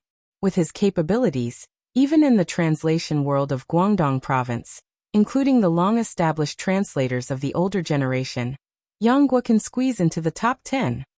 On the other hand, by tracing back to the beginning of this matter, they raised a question. Those who follow the trend, are your evaluation standards still stuck at the superficial age, qualifications, and reputation? How many of you have read Poplar Fruit's translations? If you haven't read the books, why are you so sure that he's not good at translating? You can criticize him because of his youth, but in my opinion, youth is his biggest asset. Yang Guo has unlimited potential. With his current strength, I can boldly say that he is destined to become a master." Yao Dehua gave a very high evaluation that might even lead to controversy. Don't worry, Yang Guo has a lot of potential. Naturally, the Nanhua Evening News would not listen to Yao Dehua's words.